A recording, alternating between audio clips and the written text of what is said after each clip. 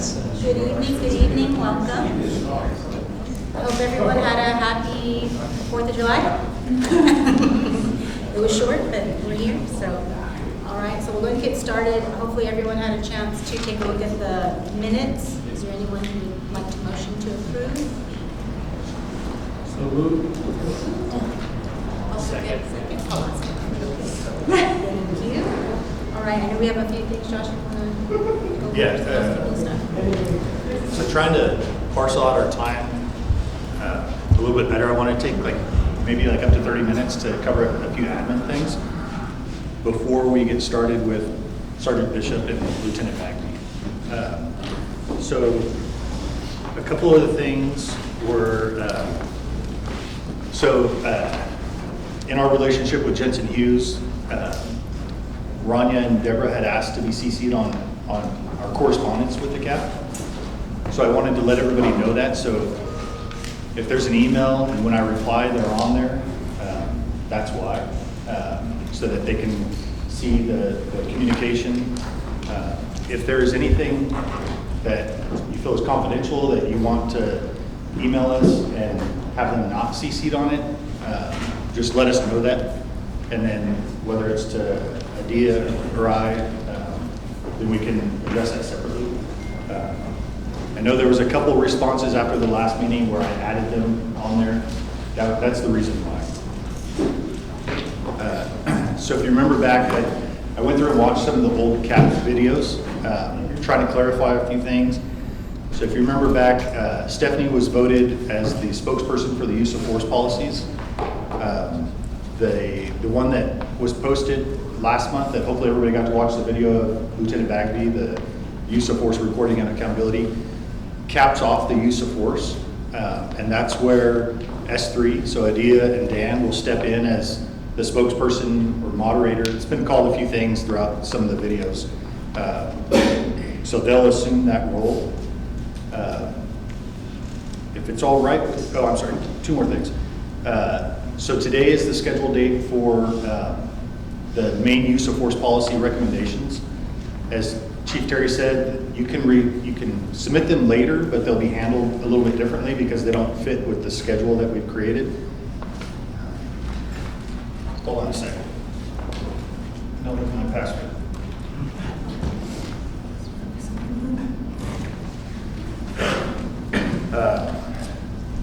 So if you remember the schedule that I posted that everybody looked at, and there was some debate as to whether or not we could maintain that. So Adia and I work together and have some edits to it. So if you remember, in the original one, based strictly off of the strategic framework, it had 1 month between each thing. Well, you guys did get a lot of stuff given to you. We're wrapping up the main use of force policy, and then you got taser, handcuff, and control devices. So what we've done is, rather than make those due today, which they would have been on the old schedule, because everything is 1 month separated, we pushed those off to next month. So in August, those three kind of ancillary use of force policies will be due. And I kind of like what that did throughout, and I can send this out, and it's probably hard to see from some seats and with me standing in front of me. So if you look down to the policy that you all watched the video on is use of force reporting and accountability. So that was posted for your review back on June 11th. We're here today to have a discussion about that, and also if there's any recap that we need on those other use of force policies. But the recommendations aren't due for 2 months now. So they're not due till September, and then we'll still reply 1 month later. And that's consistent all the way down where we post all the content for your review, a month later we discuss it, and then 2 months until you provide your recommendations, and then a month after that we reply.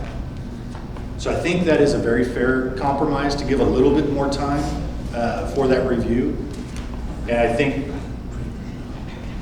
probably most in here are not as familiar with law enforcement policy, so I think that gives you more time, where we'll still stick to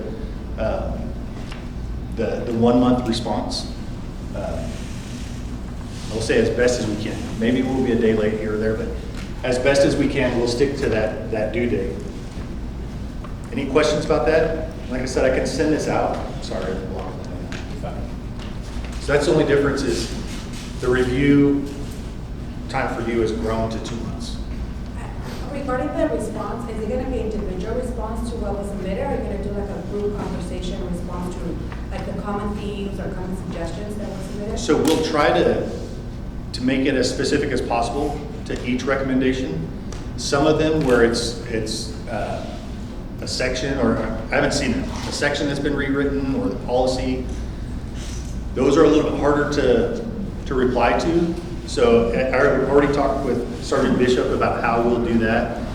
And it may be like we take a section and we respond to that section and then we go to the next section. But there's got to be a way to break it down rather than replying to a whole long policy. Does that make sense? Because I think that would be, whether it's by section or if you guys have 1 month to review whatever recommendation was submitted and then whatever you adopt or not, it would be helpful to see like the whole document and not like, individual questions necessarily, but more like what were the biggest, suggestions and whether it was selected or not, and maybe discussion of why. So Dia, correct me if I'm wrong, you'll send back the question, or I'm sorry, their recommendations. So you're really looking for like a narrative to go along with Well, the this- response to each recommendation that's submitted. Well, not each, because I think what I'm interested is like this use of force policy is huge. What I would like to see is like maybe the more of the final draft that you guys are, getting ready to submit, and whether individual questions or recommendations were adopted. I would like to see what is the final document. But Yeah. even before you say like, oh, this is what we accepted, this is what we didn't, it's an option for conversation. Like bring it back to the community, to the group, and say like, this is kind of the final version. This is what is coming along, and this were the kind of the common themes or common suggestions or common concerns, and we will, bring it back to the group. Yeah, so that discussion will happen. The final policy that's ultimately submitted to DOJ for approval won't necessarily come back to the group, but the group will, the community advisory panel will live on, right? So K-9 policy, once that one has gone through the entire process, through DOJ and everything, it'll be posted and it'll be available for you guys to see. But it doesn't, so the policy doesn't go through the CAP and then we accept or don't accept recommendations and then edit the policy to match that, and then it goes through the CAP again for recommendations, but we'll come back and discuss it. So, we'll come back and say, we received a recommendation, I don't know, that you shouldn't use handcuffs anymore, whatever it might be. And then, like in that case, we would say, we did not accept this one because handcuffs are necessary for officer safety so that we're not assaulted by arrested individuals. Or something, I mean, that's an example. Yeah, I don't know if I'm explaining myself, but I think it's, I'm sure you receive hundreds of recommendations, suggestions, and I'm not necessarily asking that you go individual by each recommendation, but more in general, what were the common concerns, common thread, can you report back to like, this is where we stand and this is where we're leaning towards? And whether, I'm not saying that we open it up for another more recommendations, but just kind of like a closure, because it just feels very like we submitted it and we don't know what was going to be accepted or what's finally going to be submitted to DOJ. So the answer is yes to both. So they will address each recommendation. That's why we're getting them in that format. So you will get a yes, we accept, no, we don't, or we need more information and this is why. But I also can develop a narrative speaking to common themes and kind of what the overall tone of that report is. I can develop something like that. That might take me a little But bit maybe more like time. a little closure with. But again, like you said, we'll also have a discussion after you guys have had time to review so that it's part of this meeting. So we'll have to take a chunk of a meeting where we sit down and discuss those recommendations. So the answer is yes to all. Okay. So I want to also echo that thought though from Rosa. It's not just a discussion like hearing back from BPD that we chose to do this or we didn't and here's why, but also discussion among CAP members about certain things that if you are going to prepare the narrative, if there are themes that emerge that seem to be a common concern that we can all see whether we're on the same page or whether there's we don't have to be on the same page, but it would be useful to have that discussion, not just lecture style, but discussion style. Yeah, I'm sorry, I misunderstood. I thought you were saying lump them together in themes for us to review. So the only way we wouldn't review each one is if two people submit an almost identical recommendation. Yeah. Other than that, we'll review them each one standing alone, but we can say, hey, we noticed a lot of this, and then we can discuss whatever that trend was in the recommendations. Okay. Yeah, I just feel like, again, like Kulo was doing this. Right now, it feels very, and that's what happened with the K-9. We submitted it and it got lost. At least, yeah, I didn't hear the closure. Yeah, I think there was a discussion about that, but the document hasn't been produced yet.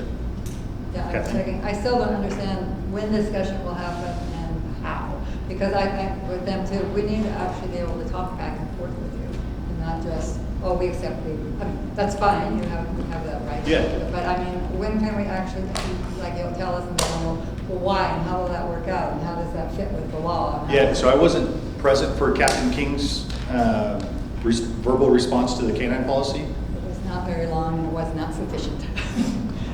Yeah, so that's what I would say.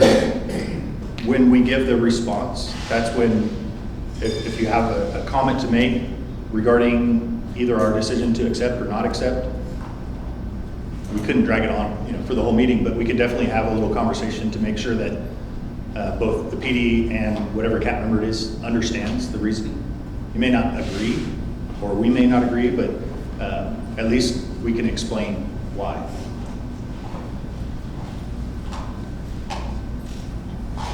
Thank you. Yeah. So then, let's see what else I had. All right, so I put it as deferred business on the agenda, but I would like to knock it out now before we get to Lieutenant Bagby's use of force reporting and accountability. I'm sorry, we'll start with Bishop's because your recommendations for those 3 ancillary policies are due next month.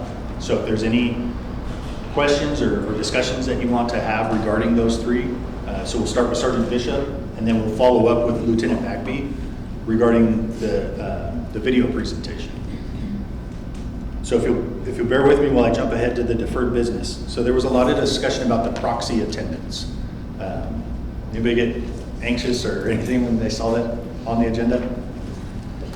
So, no, I did when I put it on there. So, Chief Terry asked me to go back and review videos to see what had previously been discussed. So I did, and so the issue came up twice. Once was quite a while ago, it was February of 23, and then it came up again in December. And there was a consistent theme, and the early one,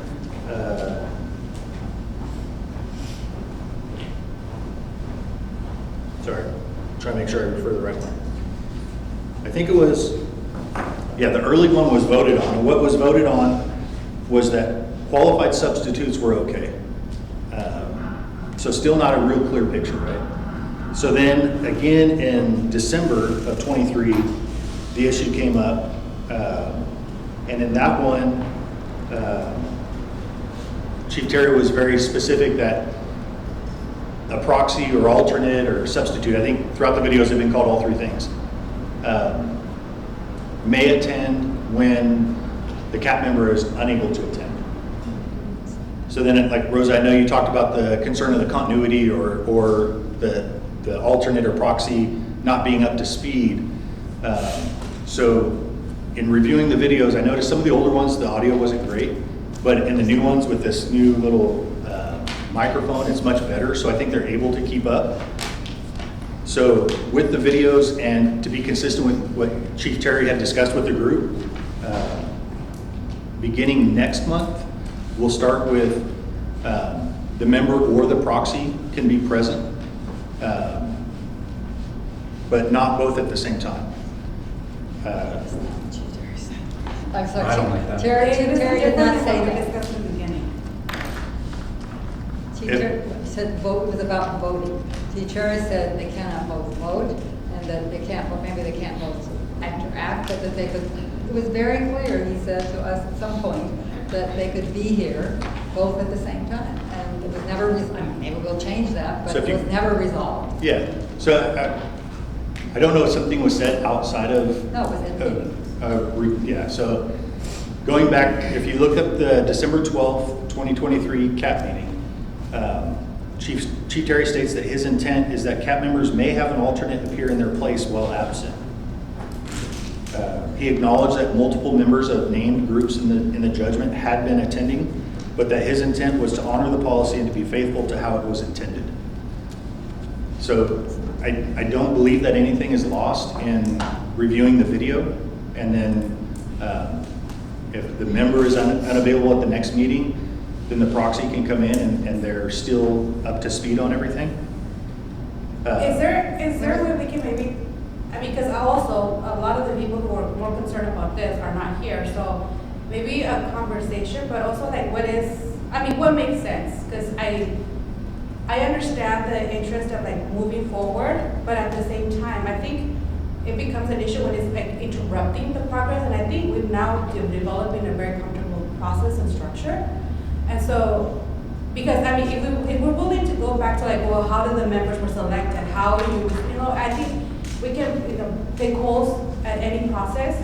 I mean, I'm also very concerned about like, like membership criteria, because I think, some of the folks who are more connected to community, some folks who have a closer working relationship with BPD might not share the same ideas. And so again, I think we can poke holes at any stage of this process.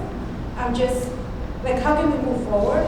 The idea of the proxy was they could show up, they didn't have a voting thing, as long as, just to stay on top of things.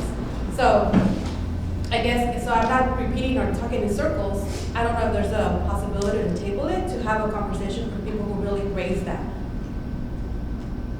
So to discuss the entire idea of proxies being present or not? I mean, I guess finalize on what is we don't have bylaws, but we have guiding principles. And so I guess that we're all on the same page of what is guiding principles, because I think we're each interpreting to our interest. And so, again, I don't see the impact or the negative impact of having proxies listen, not as, not having the vote. And that was kind of where we landed when we first discussed the proxy idea. And so I'm just. So if a proxy is present and just observing, how is that different than watching the video and hearing the same information? The video, well, maybe they work better, but they didn't, we could never hear us. Right. And plus it makes that person they work full-time. It'd be much simpler for them to hear it here. I mean, I just don't understand what it hurts if they're sitting there just listening. So- Because it makes extra work for them. They have to wait a week too, because it isn't out the video usually for a week. Maybe you're doing it How fast fast. can we get the videos posted? The video is posted the next day. If you look on our YouTube, it's added to a playlist. I'm sorry, I couldn't hear you. The video gets posted the very next day. It's added to the community. Oh, that's new, because it used to take a week. I'm So- not sure where you're finding the video, but if you go to our YouTube page, they just will list Oh, on the it. YouTube page. Oh, yeah, because it's on No the worries, website. no worries, now you know. Oh. So with the video posted with better quality audio and posted the next day, is there any benefit being present versus the proxy or alternate being able to view? Yes, because you can see the way people look, you can see the interaction, lots I of think person things. engagement is different than watching a video. Go ahead, Jacob. I think if we had a problem of too many people being here and trying to jump in, that might be a different matter. But I think many of the official CAP members don't come to many of these meetings. I think, if I'm not mistaken, there's a few vacancies that the chief hasn't filled for Yeah. whatever reasons or not. Not a complaint about that. But it doesn't seem to be a concern that there's too many people trying to flood the discussion. It actually seems to be directed at one person in particular. So let me make sure I'm rebounding this. Sorry, go ahead. And maybe when the proxy is here and the original, and the person is here, maybe only one of them speaks Yeah, or exactly what we said. participates, then they're present. But I think I might have perceived it wrong, but I think it was, there was similar voices coming from one group. And I think that was the issue that some of the other members took issue with Yes, last yeah. membership. So maybe if it is, okay, if the proxy is present and the original member is present, then only the original member has a voice to talk in the CAP, but they can be present and witness what's going on without interjecting. I don't know. How many active proxies have we had participate in the past? I've used one, and it was really helpful for me to have, Yeah. because I'm not here in a personal capacity, I'm here because of my role in the public defender's office. Sure, yeah. And I was out, I think, on vacation or something, at one key meeting related to the canine policy. And I had a proxy come in, and it would have been really useful if I had the foresight to bring him the time. Proxy is forward, but I available didn't. to anybody. If you're gonna miss a meeting, you can ask somebody to come in your place. That person should be, meet the same qualifications to be a member of the CAP. The exception would be for the named groups. If there's not anybody else available to fill that role, except for someone that doesn't necessarily meet the requirements, then because it's a named organization that has to be a part of the CAP, then that proxy would still be able to show up. I think there were about 4 proxies recommended. I think Ana Huerta had Yeah, a proxy DHF one had time. Your proxy. Yeah, I think Noe was Anna's No, it was Anna's. proxy, and I think And they've Stephanie. named him as the member. I'm not sure where that stands right now. Oh, well, then she's used too, because I was thinking No, of Anna Lori has resigned. presenting. Anna has resigned. Yeah, yes, she had to step down, and Noe is supposed to take her place. I'm not sure the status of him joining us. But before, I mean, I think originally we had Anna and Noe, and we had Josh and Chuck, and Rosa and Stephanie, and those were the name group people. Right. So, Yes, Rob.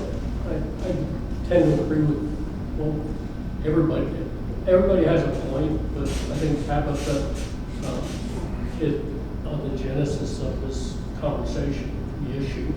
And we can't change anything that's happened in the past, but moving forward, if we could agree that if the proxy is in attendance, then they don't have a voice, they can sit, they can listen, they can take notes, but only the designated member has a voice, has a vote.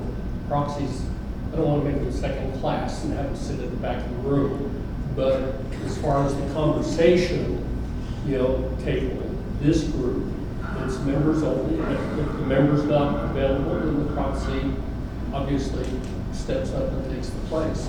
I don't have a problem with that, it's just, we don't want to see too many voices coming from the same. So, what if we table part of the discussion? So, do we all agree that one member from an organization can speak or be involved in the discussion from each organization? Or I guess each person too as an individual. If you bring a proxy that only the member can speak if the member's present? Yeah. Should we take a vote on that? Sure. Sure. All right. Anybody vote aye? Yes? Yes. We need to make a motion, not just a suggestion. I'll move if we. Yeah. I don't think I can make a motion. Does somebody want to make a motion? I'll make that motion. I do a second. Okay, Robert and Dave. All right, let's take a vote. Who votes yes to only the member speaking, but the proxy can still be present? All right, it's unanimous from everybody here. Nobody voting against. So we'll agree on that only the member can speak.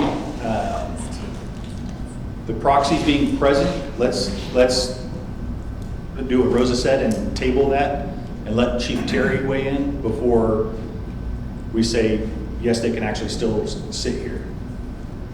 Is that all right with everybody? Wait, I thought that's what we I thought we voted. voted. Well, we're just voting on the first half, that if they are present, just the member is speaking. If the proxy is present, just the member speaks. But I don't want to speak for Chief Terry in saying that they can be here. Let's wait and see what he has to It's a say. majority CAC, right? Everyone, I think it sounds like everyone voted for it. Maybe it was more. Well, no, but I mean, it's seems we all agree on that one too, but I guess you should, I mean, he is, Yeah. you probably should ask him, but I hope he will agree since we had thought we got the vote on things. All right. Maybe you can let the chief know that it was the will of the group that they be allowed to attend, but it is the chief's group. But it's reasonable to let the chief be aware of what he's signing up to versus telling Yeah. him, we're mandating that you do this. It's a community collaborative activity. And just out of respect to the chief, you want to give him an opportunity to evaluate what's going on.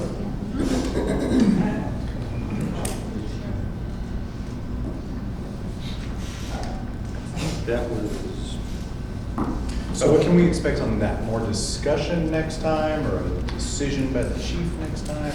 Or? I would say, Let's be clear like a about brief where we're leaving. recap of the discussion, and then let the chief be involved in the final say-so on the presence of the member and the proxy at the same time.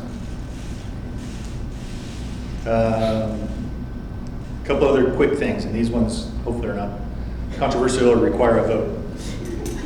So ultimately, by the end of the year, I know we've discussed this, that we'll do a town hall meeting.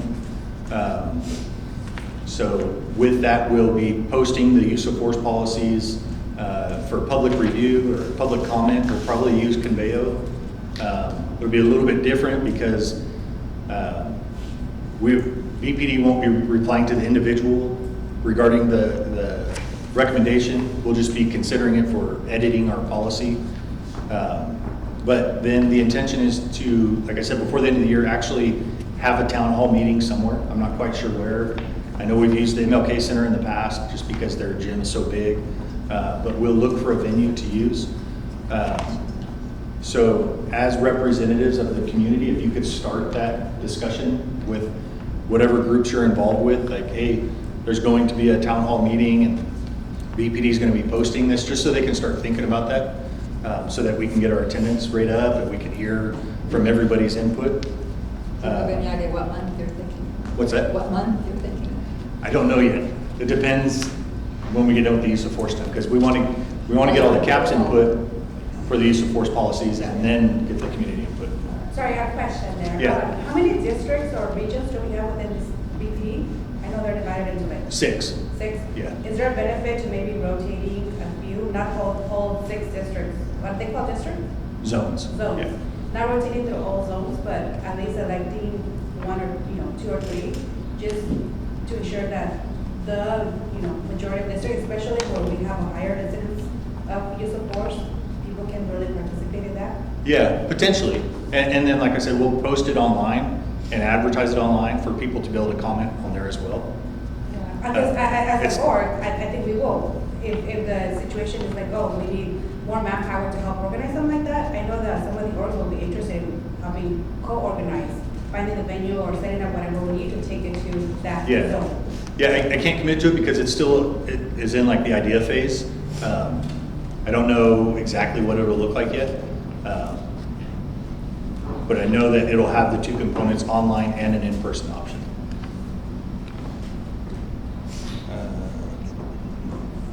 And then the last one is a question, kind of along those same lines.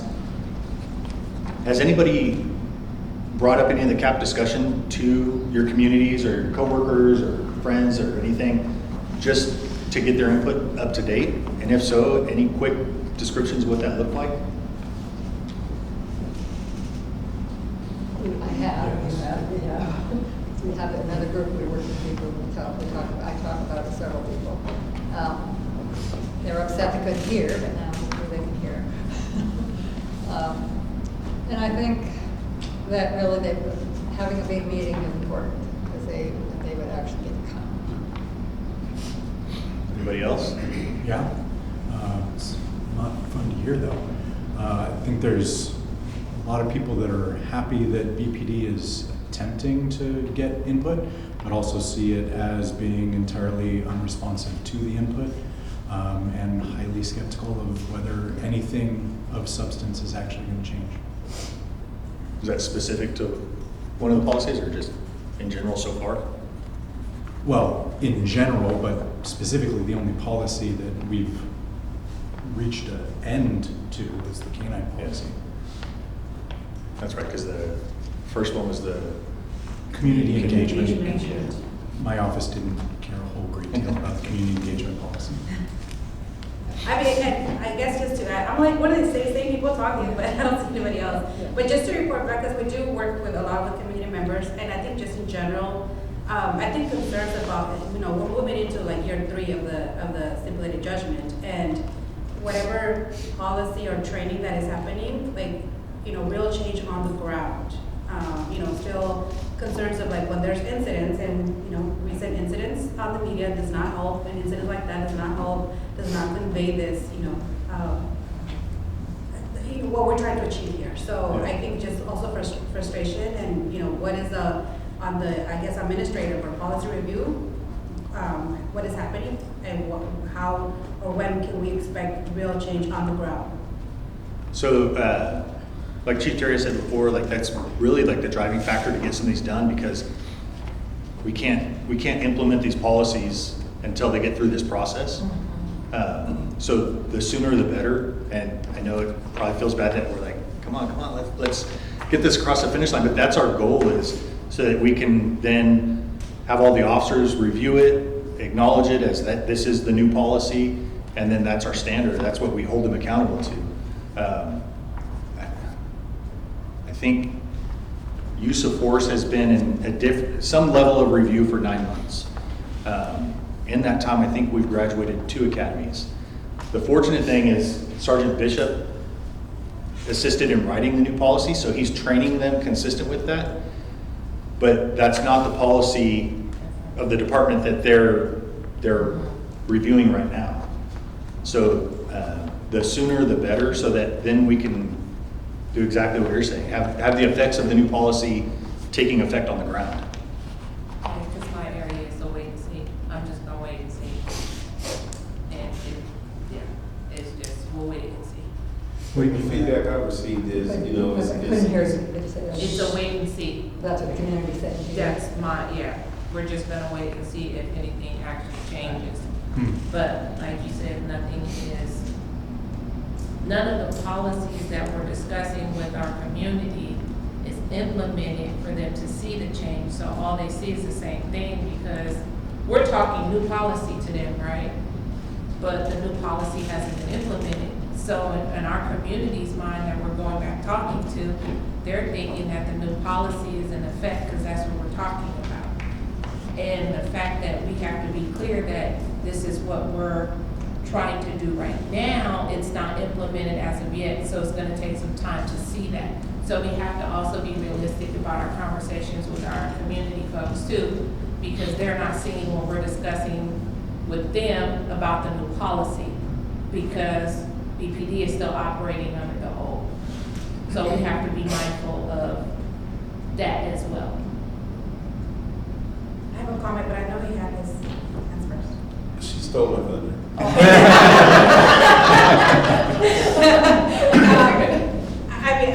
I agree. I think we're working towards it, but I think at a minimum, we have like years of investigation. The consent decree came out. Those are like minimum requirements. And so I think just even that, people see like, okay, we have a consent decree going to year 3, regardless of where we're at with certain final policies and new training materials. I think just like, we should have a bit of, I guess, and I'm not saying we haven't, because I think we're working towards that, but that is a sentiment, not necessarily like, oh, I'm wanting to see what is the final use of force policy, whether they actually got that in training, but more like, hey, we have a consent decree there was an investigation for 5 years, now we have a consent decree for year 3, like, where are things shifting, and on the ground, is it reflected? And I think, kind of piggybacking on that, we know where the changes need to be made, and I think you've already spoken to it. Some of the new officers are getting trained. I know we have to wait for policy to implement before we can use that in the event that a use of policy or a use of force concern, but I guess, are hoping for a more proactive, like the department is aware that these changes are coming down the pipe. They should already be moving forward to some of these goals that we're setting forth here, and that maybe if the incidents are distressing just because we're still seeing similar incidents despite knowing we've had a consent decree several years ago and we've been working 2 years in a direction. So I think that's, that's what I hear. So then I have a question sort of as a follow-up to that. If the concern is that these things do take time, and they do, let's just say, hypothetically, there's a policy ready to roll on day 0, whatever that may be. How long would you estimate that it would take for full implementation of that policy, retraining officers that may need updating, adopting the new oversight, I want to say oversight, that's not the word I'm looking for, but the review policies and just full implementation? How long would you think that would be? It's a very difficult question because it depends on what the policy is. So if it's something that requires hands-on training, like with Sergeant Bishop and his staff. could you think of one policy that is going to substantially change? I mean, just based on what you've presented to us, not our recommendations, but if you could present, like, this was the old way of doing things, this is the way we're going to do things going forward once this we implement this policy. Could you maybe reference something like that to give us a little better perspective? Yeah, I could tell you, because like you said, there is a current policy that BPD operates under right now, and it's the old policy. We've been working over the last couple of years on the new policy with all the changes from the stipulated judgment, all your guys' input and everything, and we have an idea of what the bulk is, the meat and potato of that policy is, and so we're already training to that. We have been for the last few years. We're already training to multiple different force levels that we didn't have before. De-escalation, proportionality, intervention, all these things that are much more discussed and value focused in the new policy. We're already training and teaching officers to implement these things in scenario-based training and all the academies and everything else that we're doing training-wise. We're already pushing that agenda and that culture change ahead of this new policy coming out. So we're already expecting those officers to perform in that way, and we're holding them accountable to it in an extent because we still have things in place like the use of force working group, or we're reviewing uses of force. And if we identify things that are outside of those expectations, then we send them back for retraining, or they get sent over for discipline. The problem with that is it's hard to hold officers accountable to a policy that's not live yet, without it actually being implemented. Our plan, and there is room for modifications, but once we push that policy out and it electronically gets sent to all the officers, there's going to be a knowledge-based test that they have to answer, and as soon as they've acknowledged that, which there will be a time frame, and I don't know exactly what that time frame will be, but it's going to be short, and as soon as they get that sent to them and they have that acknowledgement that they have to complete this successfully, they're going to be held accountable to that the day that they complete it. Now, there will still be some training to come. There's a multiple phase training plan that we're coming up with on different parts of the requirements for the stipulated judgment, because the requirements are ongoing. There's annual training that's required, and then there's biannual training that all officers, top to bottom from the chief down, have to attend. So there's a plan on a rotating training cycle that we're going to have to go through with officers to make sure that we're constantly training them in these new policies and changes. But to give you an idea and an example of that, we're holding officers accountable in scenario-based trainings, decision-making things. We elevate their heart rate, we put them through stressful scenarios, and then we expect them to perform to what we know is going to be the bulk of the policy as it's being reviewed by you guys right now. I mean, yes, there will be some changes that we'll have back and forth as we get your guys' recommendations and we have those discussions, but the bulk of what is there, the things that are lined out in the stipulated judgment that we know have to be performed under, we're already expecting officers to perform to those standards. That's what I was going to say, based on the article in the paper yesterday about the use of force reporting, that's already been reported. It referenced the stipulated judgment, it kind of referenced the retraining as well. So it sounds like you kind of already are doing all this. Yeah, to the best of our abilities, yeah. There's definitely going to be some tweaks to it as we get through this process with all y'all and we push out more training. And laws change all the time. We've talked a bunch of times about how this isn't a final one and done policy or community panel involvement with the department. This is going to be an ongoing thing because there's constantly going to be changes in the law. There's constantly going to be changes in the expectations of the community. And we want to make sure we continue to evolve and build that relationship as the years go on. Thank you. So going on to the discussion regarding the handcuffing control devices and the conducted electrical weapon policies. Has anybody come up with questions or clarification that you need from Sergeant Bishop or his I have one staff here. His staff. Anything that maybe just clarification on? It was a good show. I thought it was I like how I thought it clarified everything pretty well.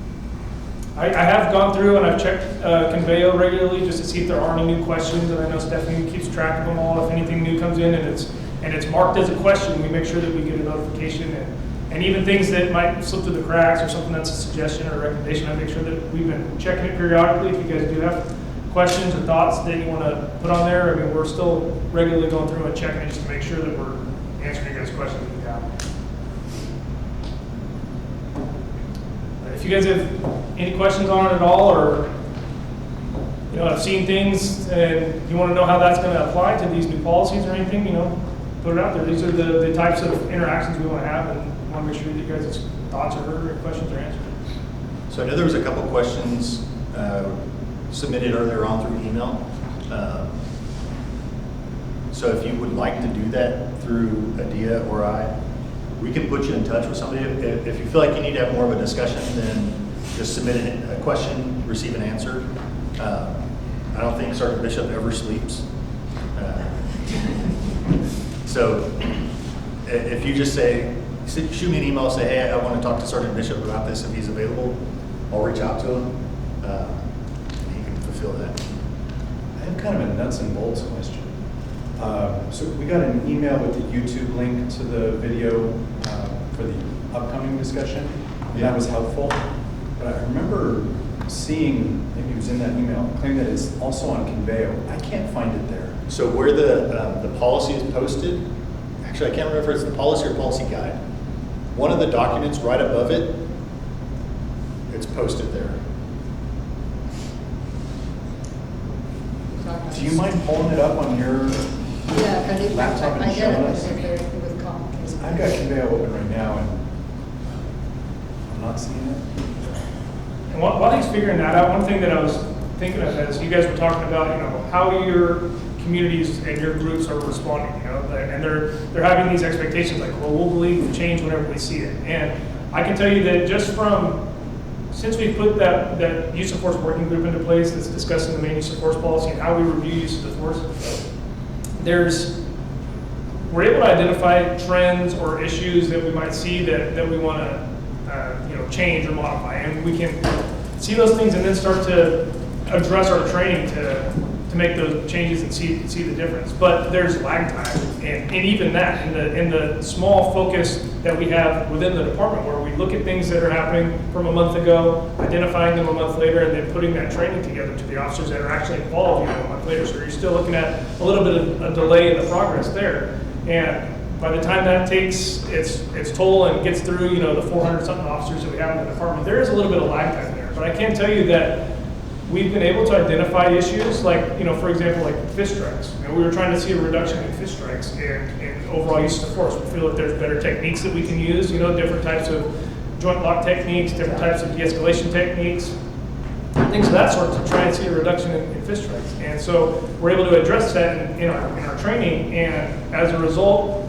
just from our small sample groups of reviewing use of force incidents, we're seeing a slight reduction in that. And like David was saying, the report that came out and it's shining a little bit of light onto our use of force numbers and everything. And as these policies change, there is going to be an increase in numbers of use of force because we're reporting so much more. But we're able to identify those types of trends and things that we want to see changes in and address them through training and start to see the fruits of the labor, more or less. I mean, the goal is to reach to, we don't have any use of force incidents. Ideally, unnecessary, I hear what you're saying, but at the same time, this is why we're here, what are the tactics, or how can we shift some of the practice, or to prevent, less of those.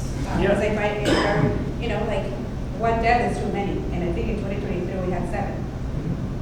And in an ideal world, there would be no need for any violence or any force or any crime anywhere. Like, that would be the ultimate goal of a utopian society, 100%. But unfortunately, we live in the real world, and there are circumstances where bad people still need to go to jail, and sometimes that has to be done through the means of force. And it's not something that the officer should be on the offensive of, but based off the language in the policy and the training and the expectations of the officer, they shouldn't be proactive in that. They should be responding to the resistance that they get or the lack of compliance that they get. But I mean, like, yeah, 100%. We would all love to be in that utopian society, but we want to just live in a realistic world where we can protect our community as safely as possible for officers, civilians, and suspects, and make sure that we're doing that in the most ethical way possible that lines up with stipulated judgment, with what the needs of the community are, and what the best practice that we can in the industry. And I do have a question. I know we're not talking about that, but on the report, because some of the incidents were like, it was call for service. So I'm just very curious about quickly some certain calls for service. And we've heard it in the past of like, somebody's experiencing some kind of mental distress and it quickly escalates to something else. So I don't know if you have on top of your head from that article, from that report, is the call for services, I think the majority of them resulted, I shouldn't say majority, but I think it was like 6%, in some kind of use of force.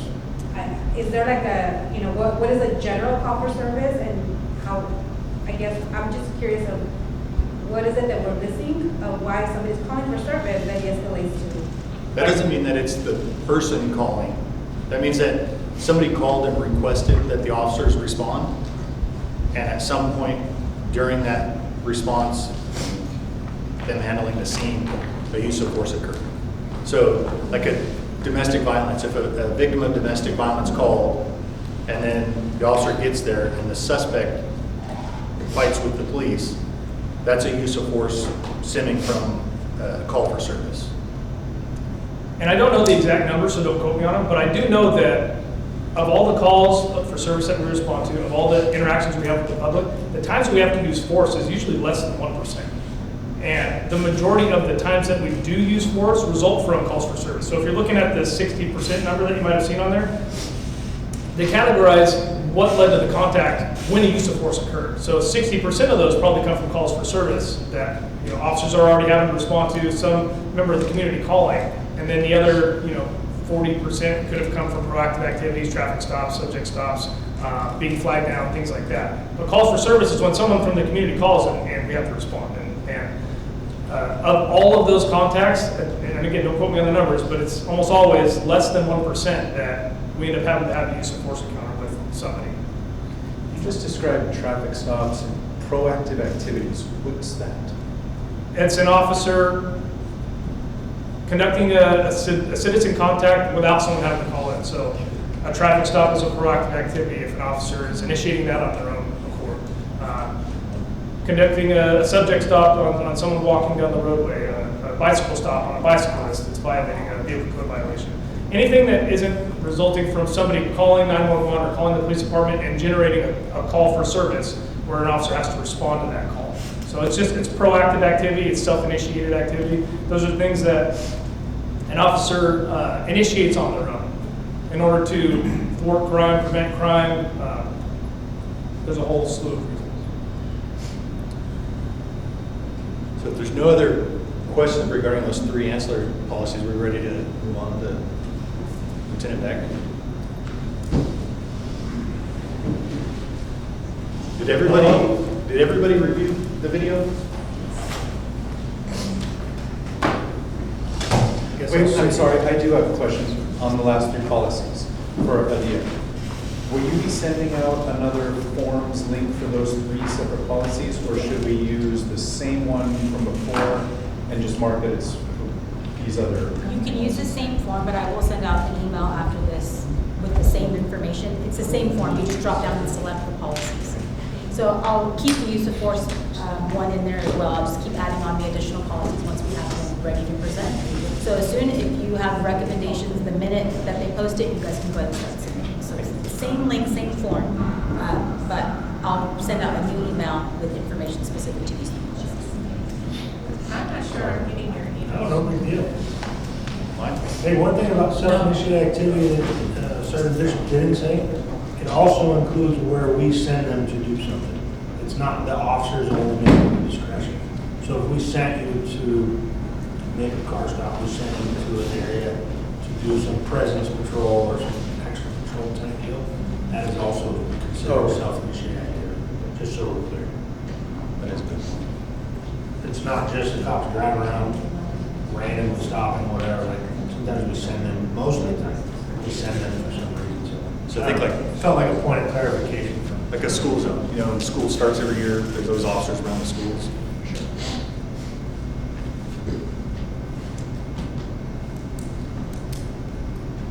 Who's next? Are we? Yeah, we're transitioning Are on we to. doing questions or am I presenting? I forgot, I apologize, I didn't This question. print your agenda, my bad. They all watched your video. Oh, awesome. So I've got the- Terrible, I apologize for the voice. I've got the policy pulled up. If you need the PowerPoint, I've got that too. Yeah, wherever you guys want, let's talk about it, let's get after it. Hi. Chris Bagley, Lieutenant, Bakersfield PD. I've met most of you, I think, before. I haven't been around here lately though, so hello. I work in the Performance and Analysis Division.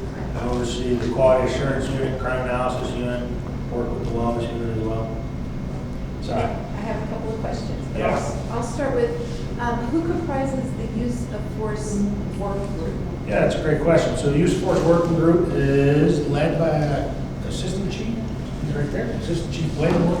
There's the Training Captain, Operations Captain, Performance and Analysis Lieutenant, myself, and the Use of Force Training Cadre Leadership, which is often, right now, it's Lieutenant Morvis and Sergeant John Bishop. Sergeant Bishop then employs use of force experts to review the cases that we pull out of the file, and then they work through the worksheet that we have as far as what it is we're looking for compliance-related stuff.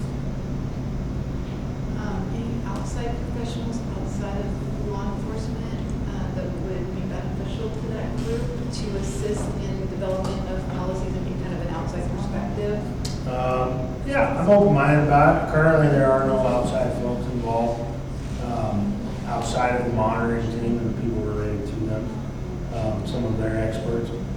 But currently, it's an internal review process. We're sort of fixated on that, at least temporarily, to make sure that we align with some of this stuff first, to get where we want to go. And I don't know, to be honest, it's not my choice, one way or the other, but. Where the group?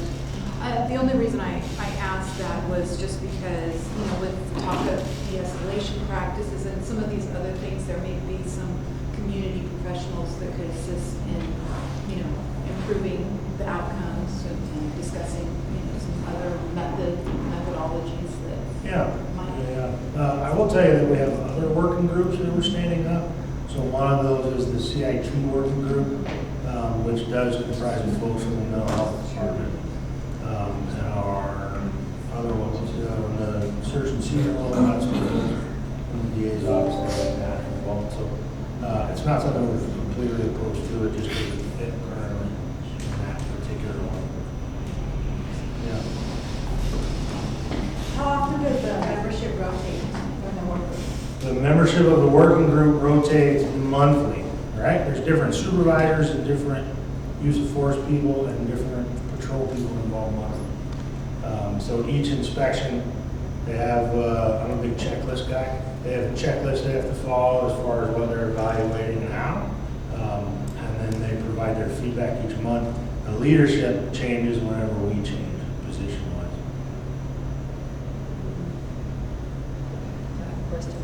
Yeah. As I was reading the policy and listening to the video, I did not see or hear the word proportionality at all. Yeah. I'm kind of wondering why it's not there. 'Cause Yeah, that's fair. So proportionality is covered exclusively in the main use of force policy. We want to have one definition of Yes, proportionality. but isn't it part of, is it when you mean you don't care about it when you get, when people do reports, you shouldn't mention it? Yeah, I don't think that was the intent. I can see where you might arrive at that. Because I did a search and it wasn't there, and I mean, Yeah. I just think that's such an important point. Yeah, and it's definitely an important point. I'm all for it. One of the things that I think is important to know about this policy is it's just the second half of the use of force policy, right? So it exists in in all 30-something pages because the use of force policy of its own 30-something pages, and it's hard for people to digest that as users all at one time. So we decided to bifurcate them so that you're accountable to one, you're accountable to the other. But I think you mentioned the word de-escalation in both, but I just don't understand why the word isn't there. Because to me, I already feel like it's de-emphasized in the regular use of force. I said that was one of my recommendations, is it's not. And last year, the monitor's second-year report said that the necessity and proportionality were rarely discussed when investigations were done after the fact. So I just would say, to me, it's important that you can just put the word in there, that it's something you're looking at. Yeah, I can honestly say I've never even thought of that, so thank you for that. I didn't realize it wasn't in there in any capacity. It's interesting. I'm really curious about That's my word of the month. Is there a way we could follow up on some of the suggestions? Because I think it sounds like you guys are open to like having outside experts, not internal, maybe participate in the work group and some of Kathy's suggestions. Is there a way to follow up and, like you say, you're open to it, so it just doesn't die tonight? Okay, so two things. This isn't my program, so probably there is a way to do that, but I don't know what that is. That would be Lieutenant Finney's thing. Secondly, Stephanie here works for me, and she's taking notes. So the things that you're saying about this policy, they're coming back directly with you, if that makes sense. So as far as that question, I'm interested in that. Are you going to put something in the conveyo about it? Do you know? Oh, well, I put something in about the regular use of force, but I can add it to, we're gonna. Yeah, so I looked today and there was nothing as No, I far as I'm haven't. aware on this policy in conveyo. So I was looking forward to defending myself in some way. Yeah. Just let me down again. We're part of the community. No, I'm just giving you a hard time. So what I would say is, please put it in the thing for this. And the same with your comment, actually. I would love to see it in there. Because the way that this happens internally, I'm also the project manager for all of these policies, right? So the way this happens internally, the feedback goes in, it gets roundtabled by the groups that are responsible for them. And then they figure out with the administration whether this is something we should, will or won't, can or can't do, depending on what we talk about. So if it goes in there, I guarantee that you will get a response, whether we accept it or don't respect it, but at least we will know that we considered it, talked about it, and got feedback on it, right? Yeah. I would say something like emphasizing proportionality would probably be better as a recommendation than as like just a suggestion No, I or think a you're question. right, because Yeah. we will get, we used to just put it in conveyo, but now we're being told we should do it as an official recommendation. as Yeah, well I as- apologize. I'm No, not it's fine to familiar put it in with it. I conveyo. haven't been here in a little while, so Yeah, I'm no, not sorry. all the way familiar. It's all complicated for us too. Yeah. We're trying to keep track. Yeah, so am I. It's a lot. I have another thing, we don't have a question first, I don't have a question. Go ahead. Well, this is something that's come up, and I don't know if this is where it fits or not, but Okay. on page 15, number 41, in the stipulated judgment, Yeah. it says that DPD must provide a liaison to the families of anybody who's shot or injured in any serious way. And I wonder, and that's part of fulfillment. Is that being worked on? Because so far, I mean, the reason I ask is I know a woman who was at a community meeting a couple months ago, happened this year, her brother was shot, and she had such stress trying to get a hold of somebody, no one would talk to her at DPD, so I just wondering what's happening with that, since it's very clear, it says it, clear statement in that statement. Yeah, so that doesn't live in this policy, but it is being worked on. It will be a directive. So a directive is a standalone thing that's not a policy, but it acts like a policy, right? So it's for things that there's not a specific policy for, if that makes sense. It will live in our directives. So the idea, it's exactly what you're referring to. Somebody from like the community engagement team, community engagement division, would be assigned to that, and it will be outlined in a directive apart from this document. And who would assign, like whoever was supervisor for the event? Who will be assigned? I mean, who would be the one who said somebody needs to be assigned here? Or do you not I'm a little know? confused. So as a directive, it's a rule, right? So the directive assigns whoever the Or tells, person is. who tells them who. Yeah, so it's like a permanent assignment, right? So like, this person from the department is responsible for this task Right. every time. But who that person is and how it all works together, I don't think that's been codified. The process for how we're going But there's to a approach provision?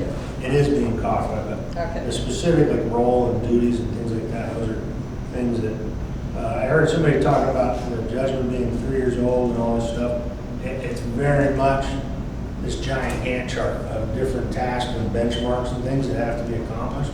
And what we've done in a lot of different areas is prioritize the things that are the hardest, that will take the longest, that require the most input from our end, and then kind of build out the rest of those spaces in that giant Gantt chart with some of this other stuff. That's, I wouldn't say it's not important, because it is important, but it's easier to do than some of this work is.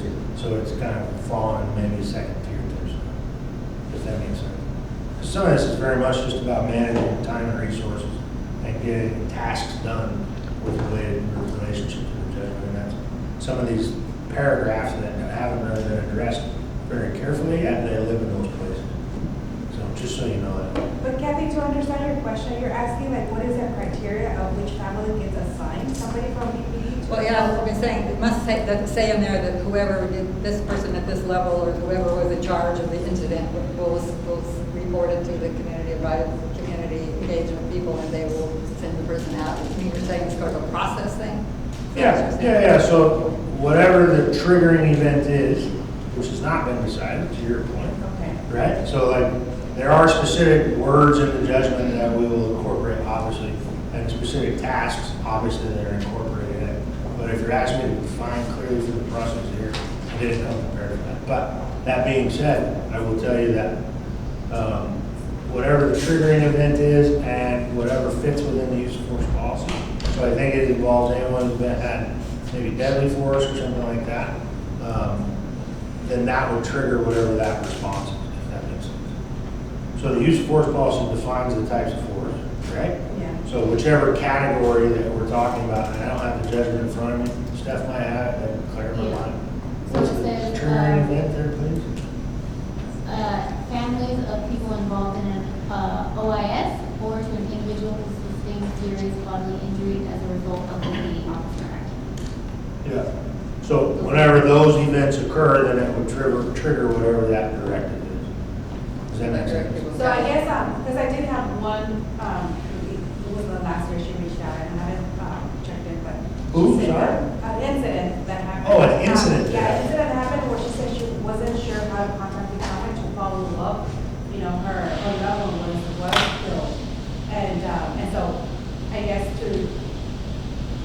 I just said, I said internal affairs or DOJ, but I think I would be curious to know, like, who within the department I can refer her to say that she should have someone assigned to her to respond to the questions she has. So who would I? So I would put them in the main phone tree with the watch commander. And I'll tell you why, DOJ is not going to help you at all. You're going to get a runaround on 11 phones and get no result.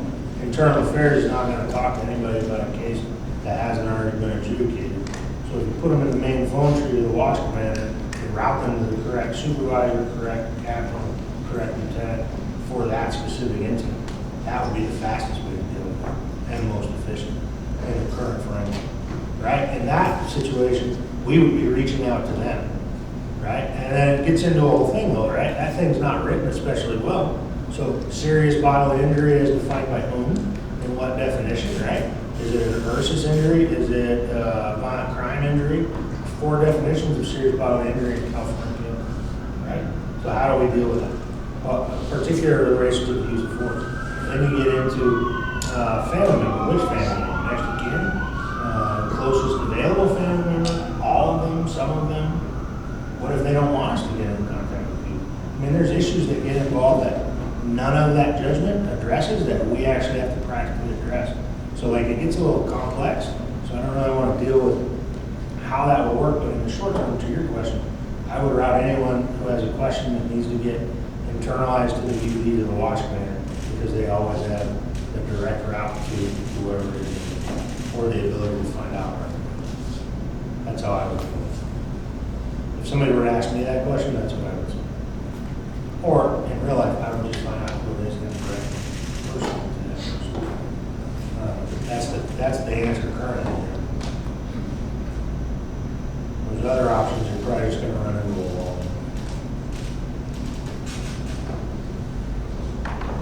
I have more. No, come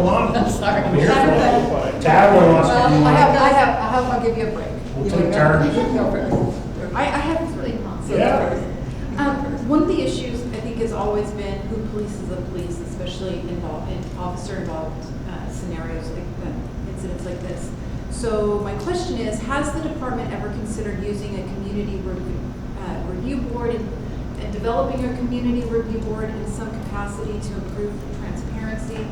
I actually kind of did a little investigation and I found out like Fresno, for example, or the sister city actually uses a community, and they call it their Office of Independent Review, and Long Beach also has an Office of Police Oversight. So in light of all the situations that we have here, has that ever been a consideration by the department? I'm asking you specifically. I Yeah, know no, this is well, I can more like answer the some of chief, that, but right? it's just, you know. I can answer some of that. So yes, we've talked about it some. There's over 200 different models of citizen oversight of police in America, right? And some of them have teeth, some of them don't have teeth, some of them are kind of obstructive, some of them don't do anything at all. I think if we were going to consider that, we'd want it to be productive, useful, and effective. So like, we haven't arrived at that place yet, and I don't know that we will or won't. That's a question for the administration, but to answer the short question, yes, we have talked about it, we've looked into it, and we haven't found, at least regionally, a model that seems to work for the organization involved. And what they publish and what they say might not fit with how they investigate things, but I will say who polices the police. When is the OICA policy coming through, do you know? That's the next one in line. The next one in line, so specifically it's officer-involved critical incidents, right? Every critical incident goes to the Kern County DA sometimes twice, right? So we're super open-minded about being quote-unquote police. I don't think that's the issue. I think finding a model that works and that makes sense, that isn't such a struggle to get through on some level. I mean, that's a reality that people have to face. And there's no really agreed upon effective model. That's the other part, right? So it's not so sure. But I did find one website, the National Association for Civilian Oversight of Law Yeah, Enforcement. Nicole. Yeah, Yeah. I didn't know if, I didn't have a lot of time to like dig deep and see, but they seem to have a model and a process of implementation. Again, I didn't go down the rabbit hole and look at everything, Yeah. but I was just like looking at different options and looking Right. at No, things to and discuss. Nicole is the one who'll tell you there's 200 something plus models of oversight. And if you ever go to a Nicole convention, I've been to them, even the people involved in Nicole don't agree on how Nicole should do its business. So it's still one of those things that it's easy to be open-minded about it and say this is going to work. It's another thing to implement it and make it work for your organization, right?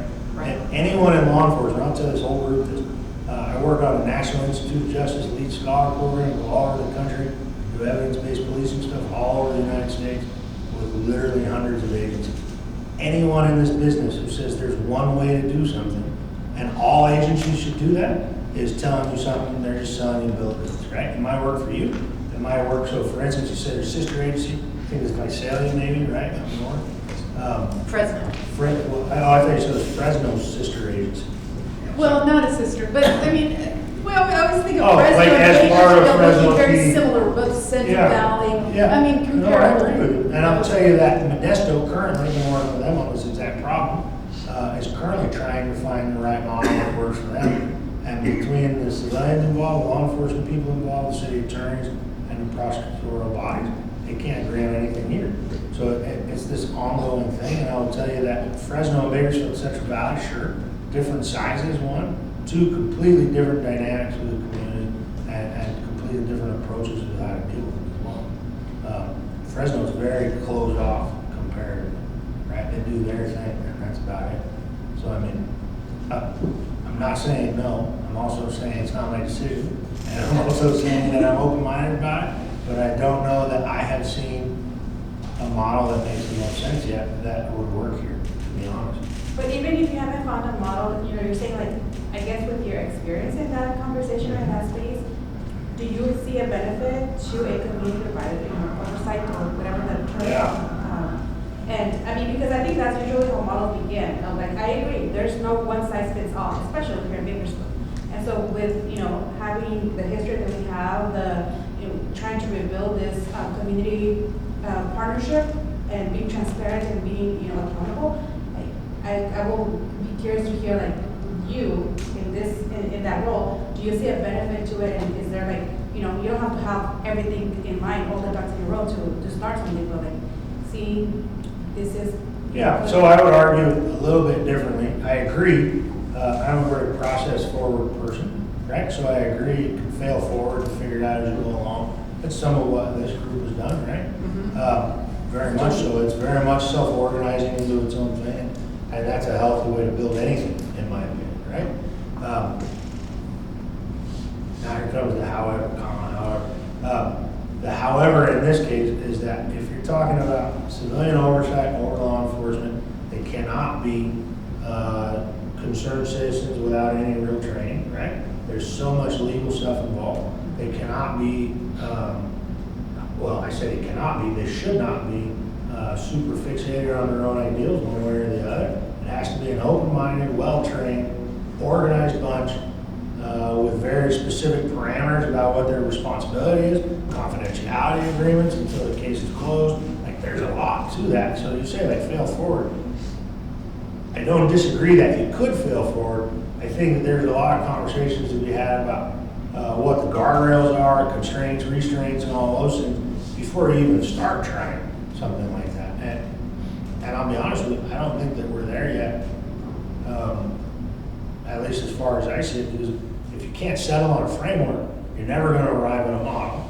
And I'm not so sure that with the current climate and some of the political stuff in Kern County, and some of the way some of this stuff has gone in other cities not so far away from here, that it makes a lot of sense right now, to be honest. You ask my opinion, that's just for the clear, that's Chris Baggy, not the Bakersfield PD. It's 100% my own opinion, but I do think that there's a way to do it right, and some places do it better than others, but I still see a lot of things, especially on the national scale, where it gets turned into something that it shouldn't be. If it's just about measure this use of force in this case and evaluate the legal, moral, and policy aspects of all those things, I'm okay with that. But it becomes about a lot more than that for a lot of people. And I'm not so sure that that's fair to the police officers or the situation or legal standards or any of that stuff, especially in California where we can't even agree on a definition of necessary most of the time, right? So that's a lot to consider. And I don't know that we're there yet. I don't know that we're not. Like I said, it's not my decision, but like I always said, I'm open-minded about a lot of things until you prove me wrong. And right now, I don't see it. With Nicole, I just went to a Nicole thing not very long. And one of the things that happened, sure we shouldn't. I don't know. And there's people who do this every day for a living. I'm not so sure. So, I mean, it's hard to call. I think there's room for probably a dual thing, right? So like, in this context, this group meets, talks about our policies and all these different things. I think there's room to have that as like part of the after-action process maybe, but not part of the legal considerations and the detailed nuances of dealing with these things from a critical incident standpoint. That has to stay pretty well isolated in my opinion. But from an after-action standpoint, it makes sense to me that you're like, okay, now that all of this is resolved, here's all the facts, here's all the stuff. What say you? What can we do different? What do you think? Yada, yada, yada. But again, it comes with training, expertise. It can't just be anybody who has an opinion, right? It doesn't work like that, not very well. So it's just something to think about. But I love the discussion. I love it. Oh, all right. Hey, loop me in. Talk. Well, Next question, go for it. I'm going to just say something about that too. Yeah, come on. Chuck and I have, Chuck and I have been part of the group that, we've been talking about this for 7 years with BPD. Placing the Valley, with Faith in the Valley, and then through Trust. And our city manager has helped in 2 cities to create one, in Tacoma and in Stockton. Yeah. And so, I mean, I think when the time is right, we could do it. It's like, you're Yeah. right, it's complicated and it's there's several models, but I'm just saying this is not a new thing for us either. This isn't, but at least you're more open to talk about it than in the past. Well, I've always been open to talk about it. I'll tell you, like I tell my wife, I'm not saying no, I'm saying I don't know. And that never gets me out of trouble there either. But right here, it makes me feel good to say the same thing. So I think that it's a conversation that's going to continue. I mean, look at all the stuff we're doing now. I think advance down that road as far as how people see things and whatever else. But it's not just a BPD discussion, right? I mean, it's a community one, and who gets to sit on it now? Somebody's gonna get left out, and this and that. I was kind of thinking like similar to a grand jury, like a group is impaneled, a group of 12 people are impaneled, and there's a voting process, and there's, like, I mean, of course, you know, this is an outsider looking in to your department, but, you know, just thinking of something similar to that, there would be a whole process that went, and it wouldn't just be 3 people, or it could be a group of people that, again, are. Yeah, no, I appreciate that. I think that there's some, okay, so that's sort of what LAPD deals with, right? They have like their force oversight folks. And here's the other part, right? The cops have to trust that there's some organizational justice involved in how that takes place. And I'll tell you, in LA, they're terrified of their force review process, which means a lot of people don't use force when they should. They use the wrong kind of force. There's a lot of different things that get a lot of people hurt in LA. It's one of the things that makes them hard to hire people. So like, not saying no. I think the best model that I have seen, if we're talking about models, is where it is a law enforcement centric thing with a couple people from the community who have been trained, vetted, approached, and I guess trustworthy is not the right word, but that don't put everything on social media and talk about everything you hear and those sorts of things. Confidentiality. What's that? I said confidentiality. Yeah, that's the word I was shooting for. Thank you. I think that version with people who have a good pulse of the community and things like that seems to work the best. But I don't know, would they have a quote unquote voting power? I don't know. And even if they did, would they always just be outvoted? I don't want it to not be toothless or meaningless as well. So I don't know. I don't act. What happens if the police department says it's good, DA says it's good, California DOJ says it's good, and the panel says no thank you? What happens then?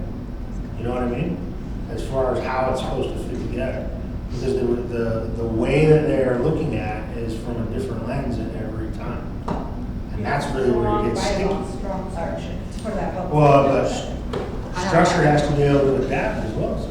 Now my other question, or my other stories.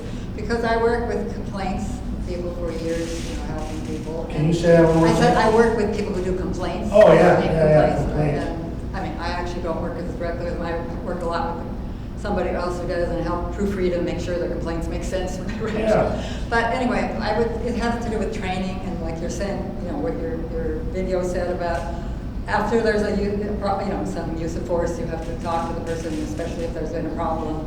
You talk, you know, there's some kind of training. And I guess this is I don't know how to even say this, but is it presented to them as, well, this is something you gotta do, or is it presented to them as, we believe in this? Because I'll tell you why I say this. Yeah. We've had many community, I mean, some of them were a year ago, so over a year ago, where the officer will say to the person who's trying to take a video, they'll say, and they'll say, we can't do that. Well, we know we can now, but then the person says, well, I'm going to call your supervisors and tell them, and they say, our supervisors don't care. And then we had another officer who told someone, this was more than a year ago, but that the stipulated judgment was stupid, ignorant, it's foolish. And I mean, and then. Who said that, sorry? An officer said it to someone else. Oh, okay. I thought, okay, yeah, sorry. I lost the plot for a So, while. I mean, I guess it's like the attitude still hasn't trickled down, if you would say, because then even more recently, there was, it's like a community member tried, just like a few weeks ago, community member tried to, there was something happening with 7 or 8 BPD cars there, and the person came and they could see this homeless person was trying to pack up and leave, but the officers were still, speaking. There was so many of them, and she tried to intervene as a community member because she's an advocate, and they got mad at her for how leave us alone or something. But fortunately, the one person I know who was really good at this is Sergeant Bauman. He was there, and he immediately stepped in and said, oh, we're so glad you're here. So I would say I give him more than once. But my other thing is, I'm trying to think because I wrote myself some notes too, that,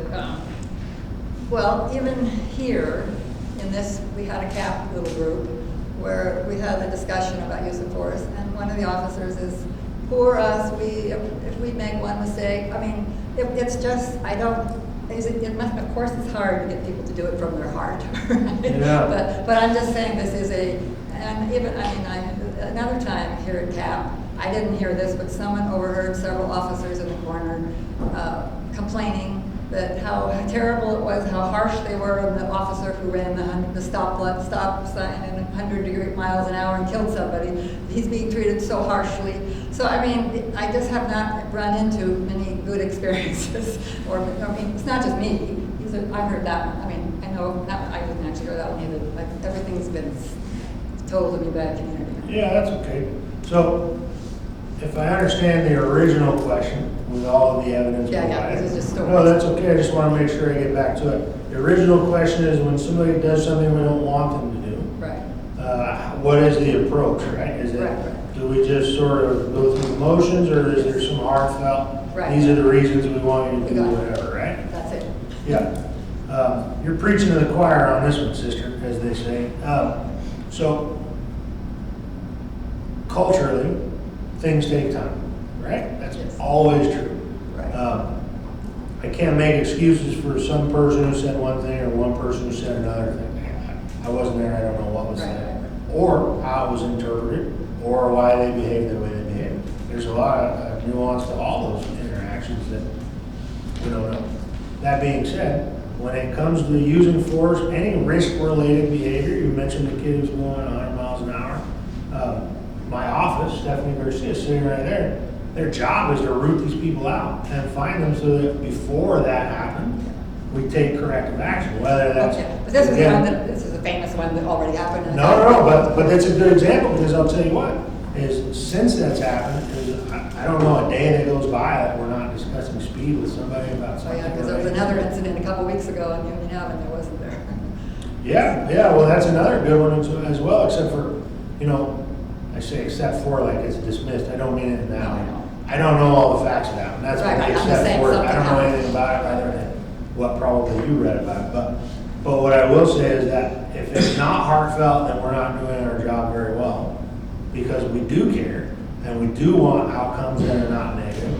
I guarantee you, this is one of the time I go all over the country and deal with people. What I've seen more in law enforcement in the last 3 or 4 years is recognition, not only of, I guess, fault might not be the right word, but certainly an acceptance of consequences when it comes to risk-related behavior, right? So like when we're talking about George Floyd and those things, and people didn't used to think like that's Minneapolis' problem, right?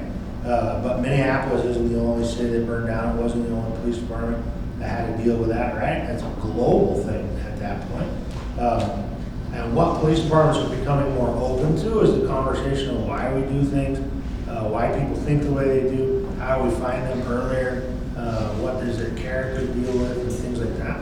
So like, to your point, I will tell you that our mission is to make sure that Bakersfield is not those people, right? So like that discussion you're having, I would say that, well, I will say, John's had to deal with that exact thing at the supervisor level, right? We send people to be messengers, and we get the feedback back that it was whatever, and this is just something from the, what do they call it, black ops or whatever they're calling us these days, right? Something from these people in the corner over there, like in the police department, Gestapo, getting everybody in trouble, and it's not coming from the supervisor, it's coming from them over there. Well, that takes the teeth right out of it every time, right? So we've had to be intentional over the last, I guess, 5 years of making sure that it's heartfelt. But look no further than John and his team and Dean right there. You want to talk about people that care, the use of force outcomes, and if you're doing it right, if you're using the right tactics, techniques, strategy, de-escalation stuff, to your point, proportionality stuff. I mean, the use of force working group, we cross people up every month. They do what? We cross people up every month. That's a cop term for we point out the things that they've been wrong and force them into our system of accountability every month, related to everything from very small things to things we consider very serious, right? The mission is to have 0 errors, if you want to call it that, when we use force. And that's not just in tactics or techniques, that's in supervision, lieutenant, management, and in the investigation process, in the accountability process, in the early intervention. The goal is that when we use force, everyone does it right, to the least degree that it has to be done, and that there's no issues with how it was performed, how it was documented, how it was investigated. I mean, we just published our reports yesterday, Steph? Our annual reports? Friday. We published 2 30-page documents, or whatever they are, about our own internal stuff. And that's part of the messaging to our own people, right? Is that we have nothing to hide. And if we have nothing to hide, then we have to care about what this looks like, or what are we even doing, right? So to answer your question, I can't always say that that message is always received. Right. But I can tell you that if I find out, you can ask anybody on this side of the table, if I find out about it, it goes all the way to the top and then all the way back down to the bottom as far as how it's getting dealt with, right? Because that's the mission, 100%. It's the point, like, to her point before, yeah, this judgment is 3 years old. We could be taking it around, some agencies take, we're just kind of drag our feet through this thing or whatever. We've done none of it. We've been very intentional and very proactive about achieving the aim of this judgment with regard to these policies and things like that. And I know Chief Terry said it here because I don't come to many of these meetings, but I remember the first one. And the first one he said that this judgment is more or less the things we need to do on our way to becoming one of the better police departments in the United States. Not a set of tasks for us to complete, go on, and go back to the way things were. It's never been the goal. So as we change our culture, you're still going to run into people who aren't doing it right against. That's possible. But I would like to think that there are more and more mechanisms to weed those folks out and deal with that behavior one way or the other as they go along. And that goes back to the training too. I would say that it was received that way, right? Initially, when we first started doing the use force work group, some of the stuff that we would get people, we would criticize people for and say this needs to get better.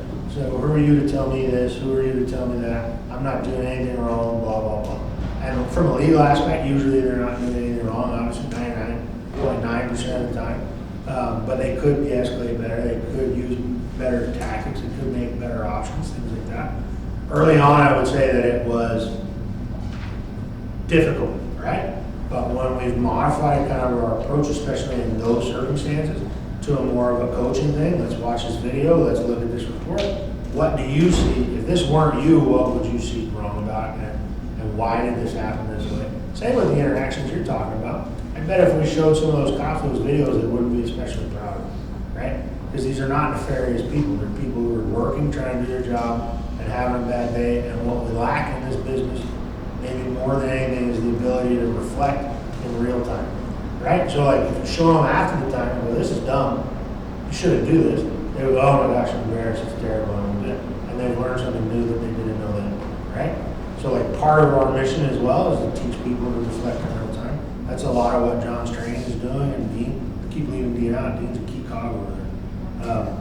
But I'm telling you that that's the goal with all this stuff, is teach people how to think and then how to act, whether it's use of force or internal affairs accountability stuff, whatever you're talking about. It's really where we've been aimed for quite a while, is about how people think about things and how they feel about them as an organization, not just as individuals who are part of that. So I'm not saying that we get it right all the time, but I like to think we're headed in the right direction. So that's culture, that's not policy though. No, that's I'll culture. teach you, No, you can't- culture's so big. you can't write down culture. Yes, I have a degree in cultural anthropology, yes. Well, I think the two can be heavily interrelated, culture. Oh, yeah, I'm not saying that they are not. So I'm saying that the immediately one comes to follows mind- the other. Of course. What immediately comes to mind is a line from this article recently and about one officer using 19 use of force, or 19 complaints about use of force, whatever it was, in the past year, which strikes me as remarkably high. Okay. So if we're dealing with this policy about accountability and so on, what metrics are in place to see if there's an officer that's just not getting it? Because training is critical, training is important. Yeah. Reviewing past conduct, even if there's nothing wrong legally with it, but things that can be improved, and if there's an officer that actually takes that seriously and listens to the feedback and endeavors to incorporate that in their future encounters, fantastic. There's also going to be those that just aren't getting it. Is there some measure built in that, you know, after some number of counseling sessions on the same type of conduct, maybe he's riding a desk for a while, or maybe he's not an officer anymore. Is there something specific and measurable in this policy that gets you there? Oh, yeah. Okay, so early intervention system, right? Early intervention systems, when you think about them, whether you know anything about them or not, I'll explain it briefly, but I'll get to the answer to that. An early intervention system is historically this series of metrics that they throw a red flag whenever some series of events occurs. So if Chuck there's a police officer and he uses force 5 times in 3 months, it throws a red flag on Chuck, right? Historically, the application of that is without context. Somebody tells Chuck to stop using force, right? You use too much force, Chuck, you're an outlier, do something about it, right? If all 5 of Chuck's uses of force are appropriate, they're within the constraints of the policy, and he happens just to be a guy who's out working and things keep happening to him, it happens, okay. That said, if Chuck's not doing things the right way and there's different reasons why we can do something different, then something else would happen. That's a traditional early intervention system. Yeah, if Chuck's working the front counter and he's got 5 uses of force. Well, correct. Context is everything when it comes to early intervention, right? Because what we don't want, let me be clear to this group, like we don't want people to use a lot of force, but the opposite is even worse. We don't want somebody to not use force when they should to protect themselves or someone else. Sure. Right? We don't want our police officers who are out working, shagging 25 calls a day to stop doing that because we yelled at him because something keeps happening to him. He keeps going to the same house where the same guy wants to fight every day, right? That's also something we don't want. So we have to strike this balance between organizational justice and organizational accountability. And agencies that go too far on the one side have no accountability, and too far on the other side, they have no cops to work here because they all go work somewhere else. It's a little bit of a balancing act at all times. Our early intervention system is theoretically smarter than that because we have several versions of the same system, meaning that we have a metric-based system like what I just described. We have one that's based on standard deviations as well. So it's comparing everyone against everyone more or less real time in comparable groups, meaning that if Chuck uses force 5 times but he's working a desk, as your example, and Tabitha was working a desk and she never uses force, well, then Chuck's definitely an outlier, right? But if Chuck's working the most violent part of town and making a lot of arrests and he's using less force than Tabitha is working the desk, now Tabitha's the problem, right? Or at least the rest of them, depending on what we're talking about. And she may be to look at it. Now, as we go along though, how do you balance that, right? We have a variety of different ways that we do it. Number one, if you throw a certain number of flags, if you want to call it that, we do an analysis of all of your uses of force over a specified period of time. And if that doesn't satisfy it, then we go back even further, right? So for instance, in this example, he uses 5 uses of force in 3 months, and these are not my thresholds. I'm just using the example. We're going to look at all 5 of those uses of force and see if there's a pattern developing, if they're appropriate, if they're within the constraints of the policy, if they've been inspected by the working group, if he's gotten any write-ups as part of any of his complaints, things like that. We want to know more about what that entails, what kind of arrests they are, what kind of force is being used. So a wide variety of things that goes into that analysis. That's not really the issue. When we find that, we route them through the early intervention system. Remember I said our system's bigger than just this one thing.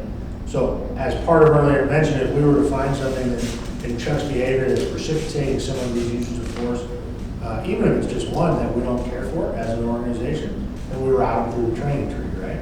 But we keep track of everyone that's been routed through that system as well.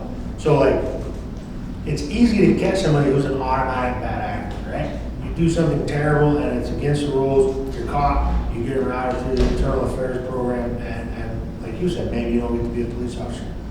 Catching the ones that are incompetent, catching the ones that are deficient, catching the ones that are doing the right things for the wrong reasons, right? And all of those things, and retraining that behavior. Okay, how often do you retrain someone before you decide that they have an issue, right? Or even worse, what if all of Chuck's uses of force occur in less time than I can count and keep track of them, right? Or what if Chuck only uses force twice, but he also has 2, let's say, driving alerts and 2 alerts or 2 failed inspections for something else, and like, this is what normally happens is Chuck's name keeps coming up so often that we can't keep up with the alerts, right? To your point. Like we can't even evaluate this fast enough before this person's causing this problem. When that happens, to your point, Chuck's riding the desk until we figure it out. We yank him and we tell him we're yanking him. We don't know that there's anything wrong here, but everything keeps, this is happening too fast for us to evaluate. We're not comfortable with the risk that you represent at this point. So you're on the quote unquote bench until we figure it out. And 99.99% of the time, there's a series of behavioral issues, discipline issues, training issues, some combination thereof that has to be worked out. And to your point again, we don't just put them back in the field after we resolve all that stuff, right? You don't go and do time and suspension and then get retrained and then just go off and do whatever from now on, right? Then my office or one of my offices will monitor that employee for a year. And see every time they do anything that goes in our risk system, we look at it and see if they're behaving the way we want to behave. That's actually not, that system is not described very clearly in this policy other than it exists. That's a separate policy, the early intervention policy. Just so we're clear, just keep being transparent because there's a lot of pieces to that. When it comes to use of force, it's described very clearly in this policy. When it comes to the other stuff, it's the early intervention system. It's a management tool that we use to identify various risks and eradicate them one way or the other, basically, which is most often training. So, but to your point as well, if somebody's been through the training, what John, 3 times? Then we put them on training for like a week and then we monitor them heavily. That's what. It depends on the frequency too. Like if we see, in 2 months, the same officer gets involved in use of force incidents and it's the same concerns and we bring him back for training and then we see him again, it's the same issues, then there's going to be a more susceptible to us Tailored addressing that. response. At that point, we have like a meeting between the group of us and figure out what the tailored response is, and that becomes more like a performance improvement kind of deal. And then we monitor that progress over time. Back regarding the training also, it's not just completing the training and then you go back to Nate. The training concludes with an evaluation from the staff providing the training to see if they've been receptive and showed improvement before they're kicked back out to the streets. Yeah, it's not a check the box by any stretch. I'm sorry if I expressed it that way. You have to prove your competency before you're allowed to go back in the field. It's pretty robust. And in fact, it's sort of labor intensive compared to what most agencies are doing in this area. And it slows us down in a lot of different ways that we've never anticipated. But we've been at it for 5 years. I don't think we're going to change it at this point. But it is labor intensive and it does, like some of the administrative stuff gets slowed down because we are so robust in these areas. But it matters to us that we have people in the field that are competent. That's the main thing. Competent and doing the right thing for the right reason. I have one more question. Oh, I'm all right. One more. I can do this all night. I get paid by the hour. And it was, could you walk us through the process of a review? But after these conversations, I see it's way more nuanced. So there's different thresholds. So the DA looked at use of force incidents. The DOJ could be involved. The DA could be involved. Oh yeah, there's tons of nuance involved. And then the department could be. So I was kind of asking about what the threshold of proof to hold an officer accountable for a misuse of force. Yeah. But I guess Inappropriate use of force. Inappropriate. Or excessive force. They're not the same thing, believe it or not. And I can explain the difference, but go ahead. But so I was going to ask about like what until I knew there was all these different thresholds. I was just looking at departmental, but I'm assuming that that's just, you're just holding them to the department's policy and whether they. Well, yes, but I would take that back several steps, right? So when you look at this policy carefully, you'll see that everything's tiered, right? There's 4 levels of force here. The depth of review is directly related to the type of use of force in those 4 levels, right? So when you're talking about the DOJ could be involved in those things, it's mostly exclusively deadly force stuff, right? There are certain kinds of serious use of force, again, using this kind of vague definition of what serious means, that gets reported to Cal DOJ, but there's no investigation that goes with that. It's just something we put in a database. That also includes when officers are injured as well, same thing goes in this database. But you're asking about the depth of review. When you read this, level 1 through 4, right? Level 1 is like the simplest stuff. Basically, if we put our hands on it, basically. That's paraphrasing, there's more nuance to it than that. Level 2 is like control holds and take down, grab somebody, push them on the ground, so right? If they complain of pain, right, John? So it's pain-based, right? The second one is if there's complaint pain or an obvious injury, right? But that's it. The third one is level 3 is where we've used an impact weapon or some kind of weapon of any kind. So for instance, a canine, or if we've used a baton or whatever, whether they're hurt or not, that's a level 3, right? And then level 4 is deadly force stuff, and there's different ways to look at how that applies in this policy. Because you can apply deadly force in some way without it going to the critical incident review board after the initial review. It gets complicated, like you said, nuance, right? All of those have to do with how they're investigated and at what level of command they're reviewed, right?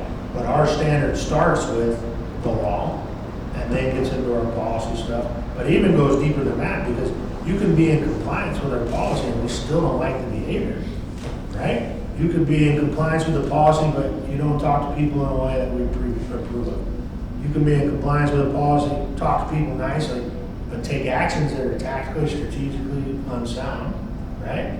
That we don't want to see you doing. To get yourself hurt, someone else hurt, things like that, right? So the level at which someone can get engaged in the system can be very, very, very small infractions of good practice, much less the department's black and white policy. Now, there are certain things written into this policy and the main use of force policy that are hard and fast, right? Excessive force, not reporting force, things like that. Those things are guaranteed to get you across with the department. But when you're talking about at what level that looks like, it's always, because of all the nuance, it's always those 2 things specifically, part of the investigative process and then the review process after that. So somebody's going to look at it and investigate what happened and figure out all the facts. Then somebody's got to review that. And any of those people can call it excessive or failure to report's an easy one for the most part. You didn't report. You didn't tell anybody you used force, or you didn't tell me that he used force and he didn't tell me. Those are failure to report. Those are automatically, you're in trouble, right? Failure to report, failure to intervene in an excessive force, right? Those are things that are black and white. We will not tolerate this at all. When it gets into the nuance stuff, like the officer doesn't see it as excessive, the supervisor who investigated it for whatever reason didn't see it as excessive, the lieutenant watches it and says, I don't know, maybe not. And then the captain reviews it and goes, absolutely excessive report. That would be the least ideal scenario, but that's how catch calls work, right? The best scenario is the supervisor says it's inappropriate and like, and does something about it right at the time, whatever that looks like, right? So you don't want the bosses to be the only ones throwing the flag, right? You want, ideally, one of the other cops, if you really want to get into it, said, I didn't care for how this happened, I think it was excessive force, and reports it every time. And we actually see quite a few incidents that get directed to our working group from that, from other officers, other defensive tactics instructors that are familiar with the techniques, and they say, hey, I was involved in this use of force, and this new guy or whatever, he could use the pressure because he wasn't performing up to the standard that we expect. Totally within policy, totally legal, but we expect them to perform at a higher level than the bare minimum. So we'll bring people through for retraining or early intervention based on other officers' recommendations sometimes. From your street level officers?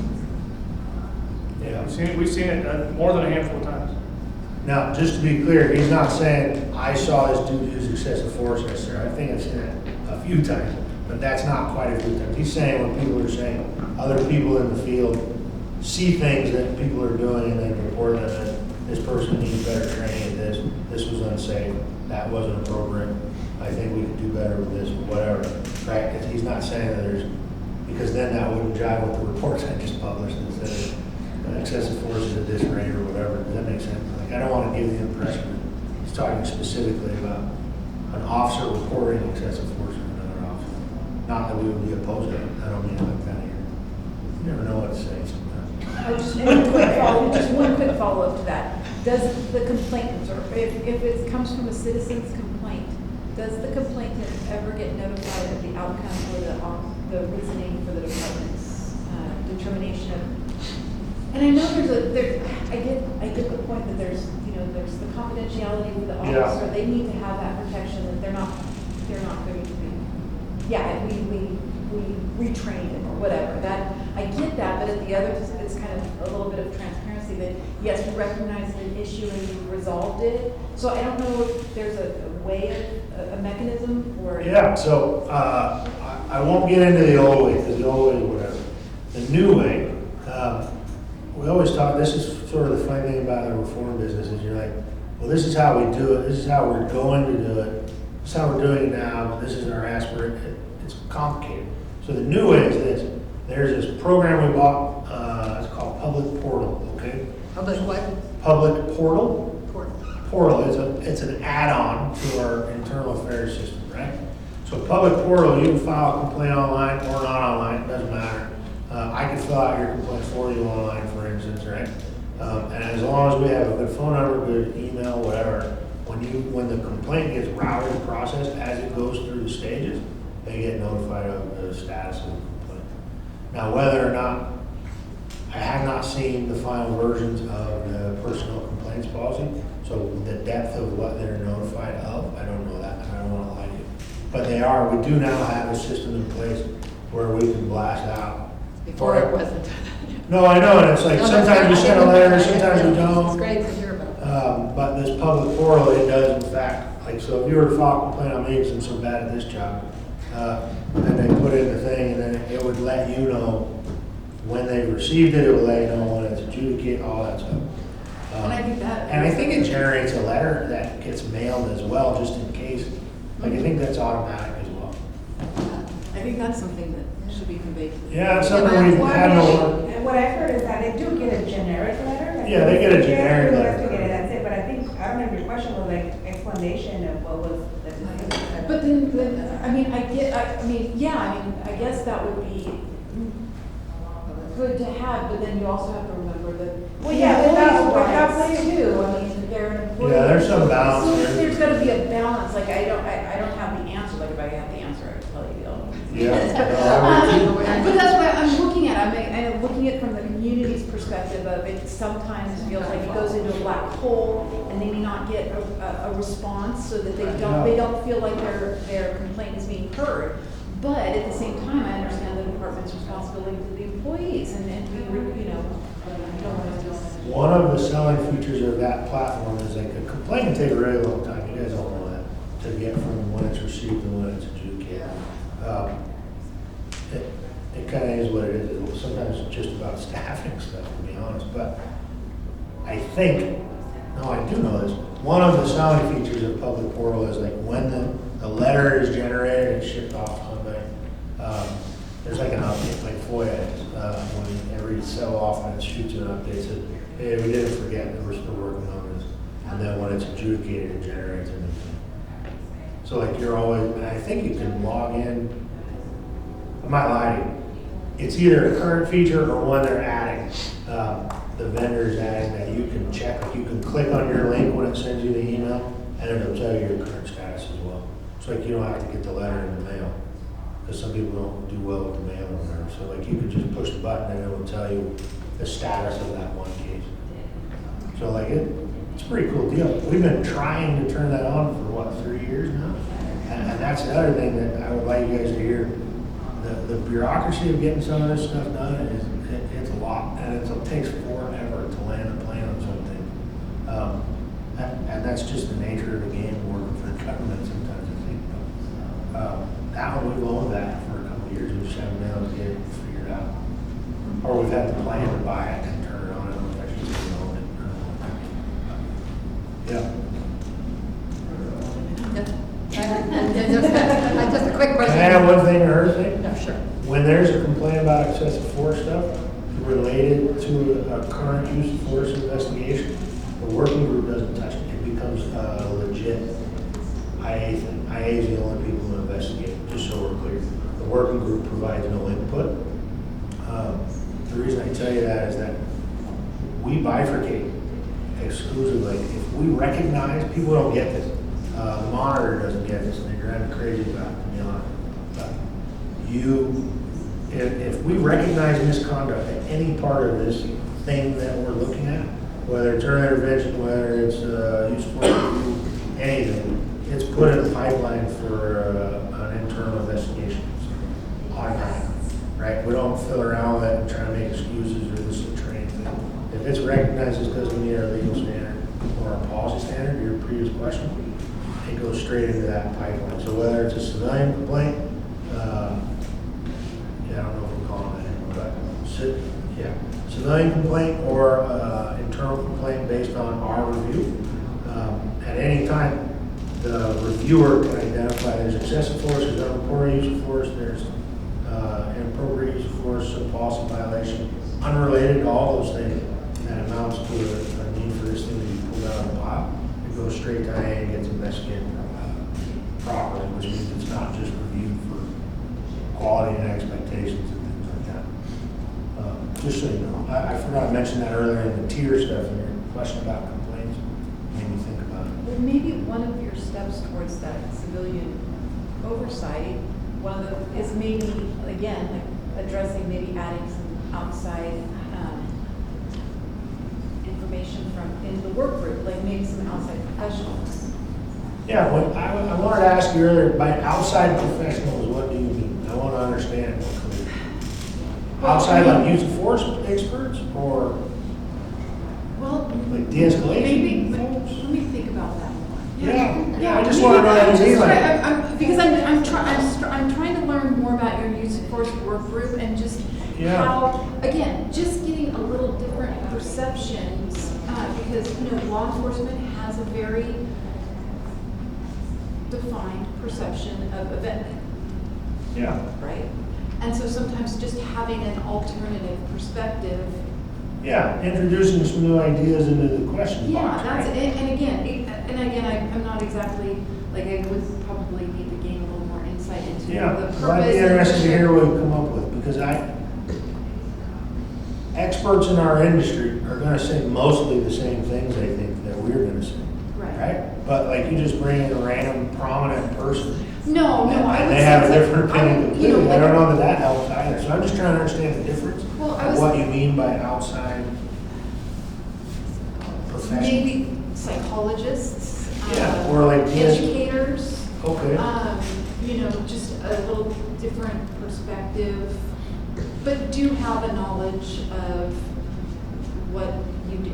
I mean, we all have different stakeholders. The department has different stakeholders, and just adding maybe some peripheral knowledge without like officer knowledge. You gain a little more insight. You're preaching to the choir on that. And that's all. And right now, like I'm just listening to what you said, and I listened to your thing, and I'm just trying to see how that could evolve into maybe a little more broader perspective, being brought into this work. That's and that cool. was, I mean, again, I'm still just trying to gain insight into your policy, the process, so that I can maybe offer some insight. But so let me ask you to think about this.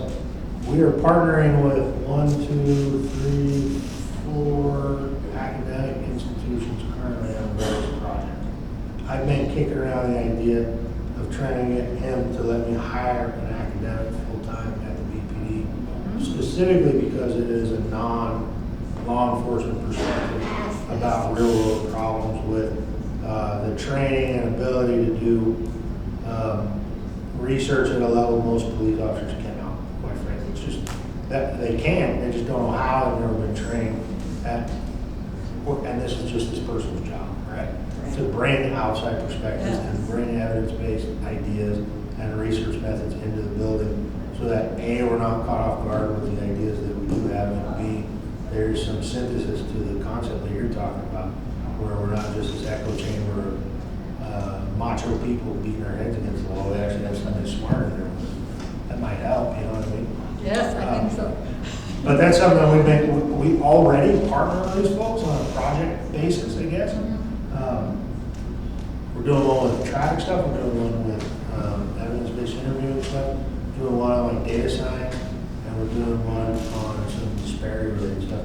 But what's cool about it is that they always have a different viewpoint, even if they're law enforcement, quote-unquote friendly academic people, they have a completely different viewpoint on a lot of the aspects of how we make choices and things like that. So that's what I first thought of when you said outside professionals, but then I wasn't sure if that was anywhere close to what you were thinking, but it's just something to kick around. I'd like to hear what you think about that when you've thought it over. How about that? Can we get a list of the organizations you work with? Yeah. What is it? Texas State University is one. We're working with them on science-based interviewing at the patrol level, which is conceptually an unproven scientific idea. Ideally, the hypothesis is that officers are trained in this technique, that they will build more trust than officers who are not trained in this technique. The Reed technique? No.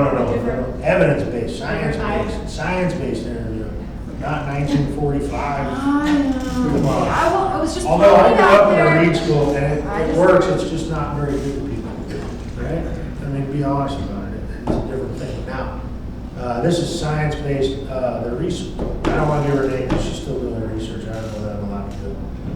Well, I probably have to do it if you were to ask, but. No, sorry, just don't want to. But anyways, Texas State University, the National Police Foundation, no, it's not called that, National Policing Institute. We're working with them on some traffic stuff, evidence-based traffic safety stuff, for our officers actually driving. We're working with the National Institute of Justice on 2 separate projects. One is with early intervention and the other one's with remote stuff. And we're working with the RAND institution, right? On some other stuff. Huh? RAND, yeah. So yeah, we're all over the map. We're doing cool stuff. And we're participating in a number of different stuff nationally, in a variety of ways, actually. So it's a lot. See, none of us know any of that, so it's great to find out. Yeah, you're on talking evidence-based policing. Chat about it for days. So. How long is the working, that was my other question, was how long is the working group? I think you said it already, but how long have you The been? working group started 3 years before the stipulated judgment in About 5 years. 2019. 5 years or so. And I will tell you this, we started that even pre-George Floyd, right? Even before everyone else was getting into this stuff, because we were interested in our outcomes and how to improve it. That's my plug, because everybody thinks, people try to take credit for our working group like it was their idea. And I don't really care whose idea it was, but we get a bad rap a lot of time about being some antiquated Neanderthal police organization. The reality is pretty forward thinking in a lot of ways for a really long time. We just never prove it, and that's really the problem. By my view. So we have a lot. Any more questions? Any thoughts? I don't know what time we're done. Still get paid, just so you're all aware. Officially until 8. What time is it now? 7:37. Ah, cool. I wasn't sure there'd be any questions, you know, based on the Cameo thing. I thought I was just gonna sit here and. Cameo was like a one-way, like, knowing that you were here today was, I didn't want to put it in there because this is so much better. This Yeah, it's better for me, I conversation, know that. I don't like the because timeline. These conversations, you know, I mean, Yeah. it really develops a lot more, it's like a text message as opposed to a conversation. Oh, yeah. Yeah, you don't have to sell me on it, I know. I really like the fact that people showed up with questions in hand, ready to go. It's nice. All right. Oh, you know who else we're with ICP? On a couple things. We're all over the place in town, getting after it. It's cool.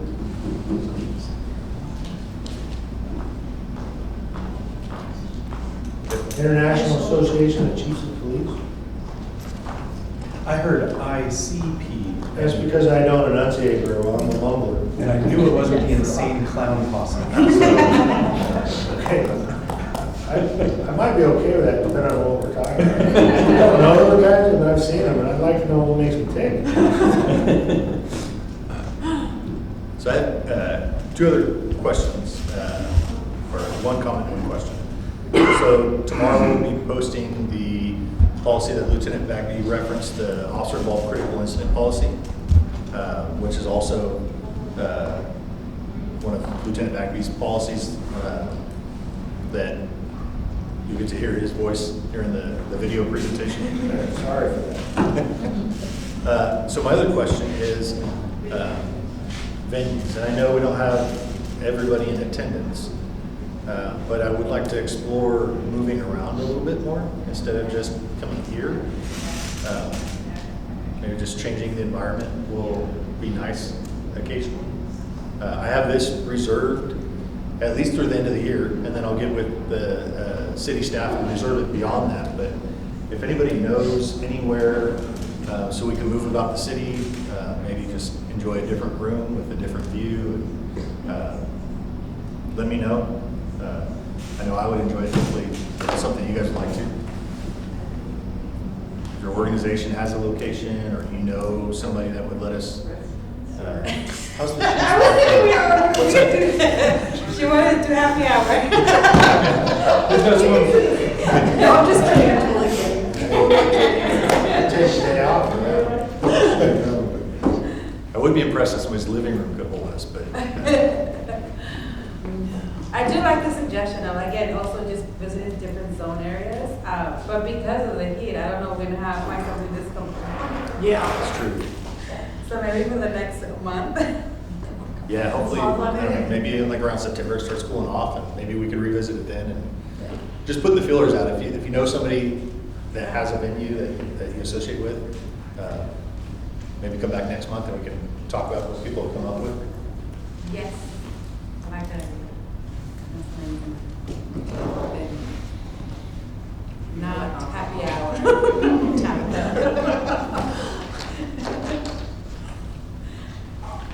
Did you do anything? No, any other questions outside of? All right. I'm just going to throw this out. It's sort of related. In instances of use of force, are the majority of use of force incidents with multiple officers? How frequent are use of force? Does use of force occur with a single officer? Great question. Do we know that off the top of our head? Off the top of my head, no. No, so I don't have a real number and I won't give you a fake one, right? But I'll find out, and when I see you again, I'll give it to you. Okay. How frequent is it one officer? It's probably not super frequent, just of the nature of how police calls work, right? Ideally, it's not like a mono engagement. We try to manipulate the advantage as best we can for obvious reasons. We don't want anybody to get hurt. And more often, I guarantee you would find this, people get more hurt more often faster when there's more than one, when there's not multiple officers involved, because overpowering people and things like that gets tricky at them. So I guarantee you deadly force encounters occur more often with single officers. As far as the percentages go, I don't know that I can find out. How about male officers and female officers? Meaning which ones use force more? Okay, we do have that. I don't know if we have it handy, but Stephanie gave me the number for it. We think that it is I think just because of the demographically consistent. So they use force at about the same rate, more or less. There's not more than one than the other. They use pretty even, if that makes sense. Now, the level of force might be higher with female officers. Would you be able to add like as a follow-up to the agenda? Because I think these are important follow-up questions. Instead of just like reporting back to Chuck, maybe it's like an item on the agenda is like this were pending questions to take back to the, so I don't know if it's a like follow-up section. Yeah, That question of, Like statistics. Statistics. So I can. Another option would be we all work within feet of each other. So I can send it out to the group that there was a question posed regarding these statistics, and You then get a Stephanie file, can yeah. get it to Yeah, me, we can send it out. We command our data pretty well. That's what you're But I don't want to put her on the spot to try to solve it right now, so, but if you want, I can answer all three. I think there might have been 3 questions, at least 2. But I can answer all those questions via email tomorrow, and if you have more, you can ask more. I also do, because I think Jacob had a question regarding on the report, that one officer who had 19 incidents. And, you say that it just depends, could have been, reasonable. I don't know if there's a way we can actually get more detailed information on that, because, yeah, I'm also concerned, 1 year, 19 incidents, and I'm curious if they're all within policy. Yeah, so I'll have to check.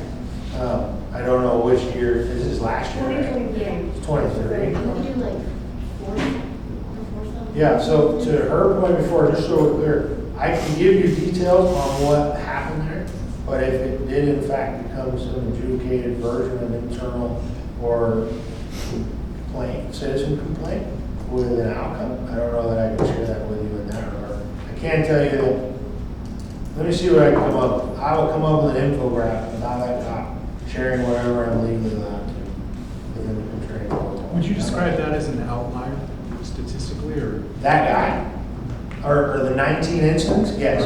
19 incidents in a year is mathematically an outlier, and it is an unusual situation, so there's 2 different things. One, our officers use force at a rate of about 7 a year for patrolmen, right? Top end of that spectrum, Steph will correct me on this stuff if I get it wrong, just so we're clear. I want to say, there may not be specific answers to some of these questions, but if you haven't read the annual report, there is some information on like officer frequencies, and we talk about some outlier stuff. Yeah. If you have any follow-up questions, you can. So I can tell you from my own perspective, I haven't run that unit for a long time. 7, 9 to 12. If it's less than 1 a month, as long as there's nothing else presented, right? Then there's not a high degree of concern at my point, right? Meaning that if they use force less than once a month about, and there's nothing else also present there, right? Then from just a math standpoint, they're not an outlier to me, okay? Somebody who used frequency of 19 times or some combination of it, could be only 4 times, but the levels of force are high, assertive force options are applied to some outrageous degree, right? So like fist strikes or something, then that would make them an outlier as far as interest goes automatic. So in this case, 19 is both. If it's what I'm thinking about, we flagged it before it was, yeah, it was one of those I was describing before. As we were catching up to the problem, it was all coming in, which maybe I'm sharing more than I should, I don't know. But it also proves though on some level, that's why I'm interested to share what we can. Our accountability systems work. And even if you had 19 uses of force, let me be clear, that doesn't mean you did anything wrong at all, right? Well, that's why we're interested in hearing. Well, and I appreciate what you're saying, right? And I'm happy to share what I can, but I don't want to misspeak one, and I don't want to overpromise either. So it's a weird balance from here. That being said, you can rest assured, whether you choose to or not, that's your choice, that if you've used that many force that many times, you've been looked at no less than 5 times by somebody in our department related to nothing more than the frequency of your use of force. That doesn't count if they did something that put them in the inspection pipeline. That doesn't count whether it's the force to options we're talking about, or where they've struck people, or how, or any of those things. Those things all trigger their own stuff as well. This is just knowing what I know about our system. If you've used force 19 times in 1 year, you've been looked at no less than 5 times by someone in a job whose job it is to catch people and rescue them. Okay? So, and I will tell you when I get to the office tomorrow, Steph will make an infographic that we'll share with this group about whatever. I'm not going to make it. That's not what they pay me for. I'm an idea guy. We'll make an infographic that we can share with the group to answer your question as best as I can. Okay. So maybe what we can do is how many inspections we did, how many complaints were generated. Can't tell you about adjudications per se, right? I think I could tell you if they've been put in your intervention pipeline, or how many times, to Mr. Evans' point earlier, right? Whether we pulled them or not, whether they spent time on the bench, I can tell you all of that. But I don't know that I can do it like on a timeline basis, or if there were complaints that they're adjudicated or whatever. I mean, I guess I can tell you they're adjudicated, but how? To follow up on Tabitha's question about male and female officers. Yeah. I don't know if you've got this information, but I'd be curious to know if female officers are more likely to be seriously injured in the use of force. Yeah, we have that information as well. I would say that, go ahead. I was gonna say, I think last year we had 2 URSIS cases for officers, and they were both males. URSIS is where we Serious bodily report to the injury, where we have state. to submit it, yeah. So officer injuries get reported to URSIS. I don't even know what it stands for. It's got some cute acronym, but it's California's Serious Use of Force Database. We're pretty proactive about reporting to it. We probably over-report to URSIS, compared to our peers at least. But I will say this, that nationally that is true. In our department, it's much more true. Nationally, it's true. We only reported 2 serious officer injuries last year, period, right? Yeah. And I For think use of force, it's not for everyone, just for use of force. And they were both males. That's probably so infrequent that you're not going to see patterns much. Yeah, it's. Not like that, not of that small data. One more, what's the percentage male to female ratio? 70% males, 30% female, what is your, Our demographic? Yeah. We'll put that, add that to the list of questions. I don't know. The complement? Yeah, Okay. in the complement. You know about What's that? I think it's more like 80-20, but that's a ballpark. 13, see? Yeah, it's a tough industry for females to break into. I mean, even agencies that like spend all of their money and prioritize. In fact, somebody else we work with from the NIJ on the 30 for 30 initiative stuff. Right? You ever heard of that? the what? The 30 by 30 initiative. We brought So we worked with the academic team that put that together. We brought them here to try to help encourage some of that stuff and get some of the recruitment more focused on that. And so far, no good. Like, it's not going with that. I'm currently working with Cal State Bakersfield on what are the barriers for women entering, because we have a vast majority of women seeking criminal justice degrees and not entering. Yeah, not entering the field, Law right? enforcement, they'll go to probation, they'll go to other agencies, they'll go to other fields, but we're missing them at law enforcement level. And so At we're trying police to. patrol level, right? Yes, specifically, that's what our Yeah. study right now that we're doing for. We have findings yet? We've done a survey, we've surveyed Bakersfield College, Taft College, and Cal State Bakersfield. Oh, so you're going to the students. Yes, we're asking directly the students so that we can try to reduce the barriers. Why are they seeking this degree if their outcome is not to go into law enforcement? Have you thought of doing the same study, but spinning it around on females who tried and failed for some reason? No, we haven't done that. That would be hard to pull off because of personnel stuff. Right, that would be. But I bet you could figure out some methodology thing for that. That would be cool. Or go to all these other agencies where they already at work and ask them, did you also apply and for whatever reason not succeed at a local police agency? And then survey that group. That would be cool. If you got enough responders. Yeah. That's something. That's cool. I'd be interested to see what you come up with. I'm always interested. You gonna publish it? Yes, yeah, Or you- we've got the Western Journal of Criminology, we submitted it, so we're still working on our findings and everything, so I'm still working. Yeah. Well, that'd be cool. I don't subscribe to that journal, so will you send it to us?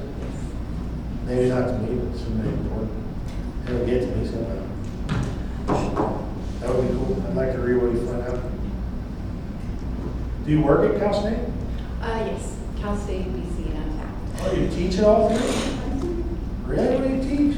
Yes, you I don't know everybody's She life. all over the place, right? And and psychology, I do psychology and I teach psychology and criminal justice. That's cool. That's why I teach at so many campuses. Chuck, you had a question? I did. I brought this up before to the group, and it's kind of hung in the air. But I think for me, it would be really helpful to see a case study of an incident that your team has investigated, to see how you approach the analysis, to see the conclusions you drew, the steps you took to address the situations, and the insights that you gained through it. Okay, I have questions. I'm open-minded about it, but I have questions. When you say a case study, do you mean like, because there's different, we just talked about all these nuanced things. Are you saying that we take a use of force that occurred, and then the investigative process and the review process, and then also what the analysis is on the behind and the back? Sorry, how do I say it? So like, I've covered a lot of ground here, is why I'm asking. Sure. So, yeah, please explain one more time. Okay. To take an actual case that's been resolved. Yeah. We understand that current investigations are not, we're not privy to that. Yeah. But, so something that's been resolved, that's been completely worked through, but to actually take us through the whole process to the end, to the lessons learned, because something that we've heard, at least that I've heard frequently, is that we learn from our mistakes. Yeah. And so we're always trying to glean ways to improve our procedures and our policies. So I would like to actually see that happen, see the steps of an actual case. Okay. So, are you referring to like the use of force in the field or a working group case? Yeah, so there's different processes, that's what I'm sort of stuck on. So in early intervention, like, I could bring you an officer that we would have a reason to look at and tell you what we looked at and how and why, and show you the data side of things and the videos and whatever, like we can kind of chop something up. I mean, we could do that, or we could do some version of the use of force occurs. This is the investigation, this is how it was investigated, these are the conclusions, and then any lessons learned. Although I will say that most of the documented, quote unquote, lesson learned stuff comes out of the working group or officer involved critical incidents. So like, let me think about that. Okay. Not because I don't want to do it, because I want to do it Gotcha. succinctly in the time. Thank you. I could do this all Sure. day, I'm telling you, we could spend a whole day here just chopping it up. But Of course we could. But I want to make sure that we arrive at the right thing. So let me think about it, let me talk to the bosses and John and them. And I have no doubt we can come up with something you find interesting and see exactly what I'm talking about across the board.